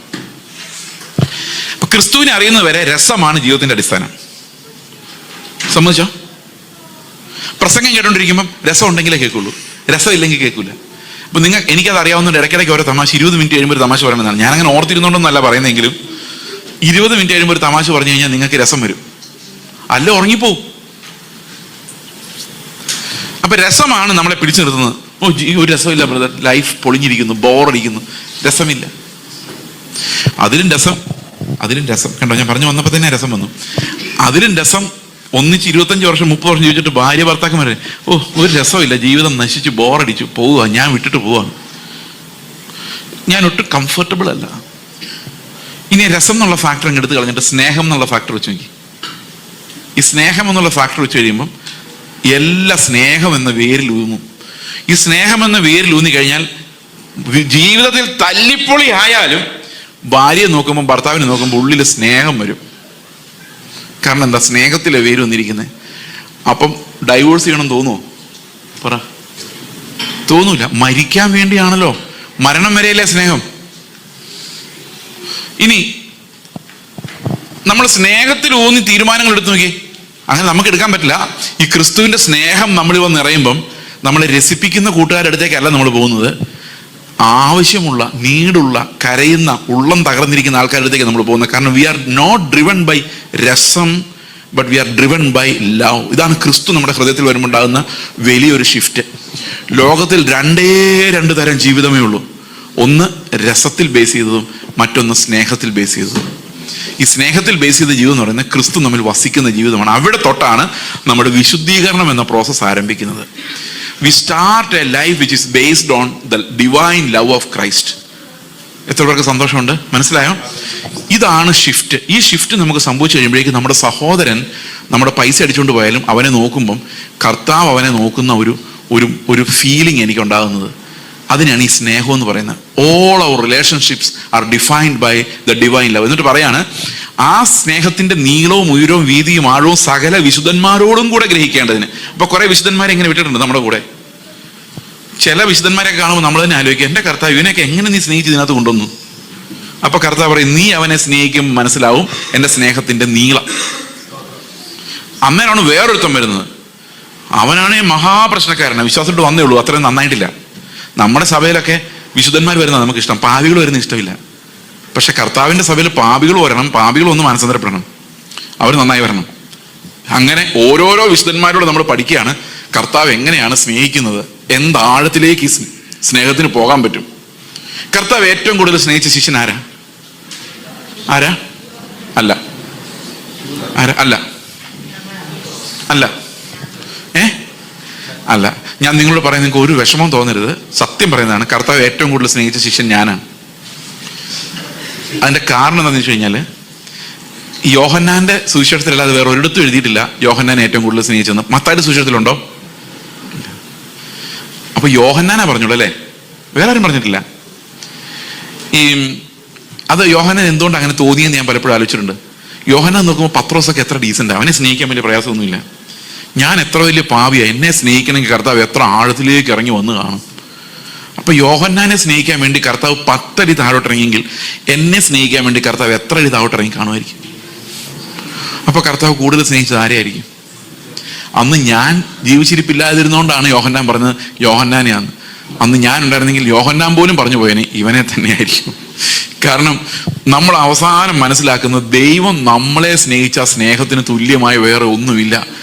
ഇത്രയും കഷ്ടപ്പാട് എന്നെ രക്ഷിക്കാനല്ലാതെ വേറെ ആർക്കു വേണ്ടിയും കർത്താവിന് സഹിക്കേണ്ടി വന്നിട്ടില്ല. നിങ്ങളൊന്ന് ആലോചിച്ച് നോക്കി, ഇത്രയും പേര് ഇവിടെ ഇരിക്കുന്നതിൽ എന്നെ രക്ഷിക്കാൻ വേണ്ടി കർത്താവ് അനുഭവിച്ച അടിയും വേദനയും വേറെ ആരെ രക്ഷിക്കാനും കർത്താവിന് വേണ്ടി വന്നിട്ടില്ല. Because I was the worst of all sinners. ഇത് ദൈവത്തിന്റെ എല്ലാ മക്കൾക്കും തോന്നേണ്ട ഒരു ഫീലിംഗ് ആണ്. നമുക്ക് പ്രാർത്ഥിക്കാം. ഞങ്ങളുടെ സ്വർഗസ്ഥ പിതാവേ, അങ്ങ് ഞങ്ങളിൽ വസിക്കുകയും അങ്ങയുടെ ജീവൻ ആത്മാവിനാൽ ഞങ്ങളിലേക്ക് പകർത്തപ്പെടുകയും ഞങ്ങൾ ആന്തരിക മനുഷ്യനിൽ ബലം പ്രാപിക്കുകയും കർത്താവ്, ഞങ്ങൾ സ്നേഹം എന്ന തത്വത്തിലേക്ക് ഞങ്ങളുടെ ജീവിതം മുഴുവൻ ആ വലിയൊരു ഷിഫ്റ്റിലേക്ക് പോവുകയും അങ്ങേക്ക് വിശുദ്ധമായ ഒരു ജനമായി ഞങ്ങൾ വേർതിരിക്കപ്പെടുകയും ക്രിസ്തു ഉള്ളവരായി, കർത്താവെ ക്രിസ്തു ഞങ്ങളിൽ വസിക്കുന്നവരായി, ക്രിസ്തുവിന്റെ അവകാശങ്ങളുള്ളവരായി കർത്താവെ ഞങ്ങളെ അവിടുന്ന് രൂപാന്തരപ്പെടുത്തുകയും ചെയ്യുന്ന അങ്ങയുടെ കൃപയ്ക്കായി നന്ദി പറയുന്നു കർത്താവെ. വിശുദ്ധീകരണത്തിന്റെ ഓട്ടം തികയ്ക്കുവാൻ, അന്ത്യം വരെയും ഓടുവാൻ, ക്രിസ്തു ഞങ്ങൾക്ക് എല്ലാമായി തീരുന്ന ആ പെർഫെക്റ്റ് സാങ്ക്ടിഫിക്കേഷന് വേണ്ടി ഞങ്ങൾ നോക്കിയിരിക്കുന്നു. കർത്താവായ യേശു ക്രിസ്തുവിന്റെ നാമത്തിൽ തന്നെ ആമേൻ.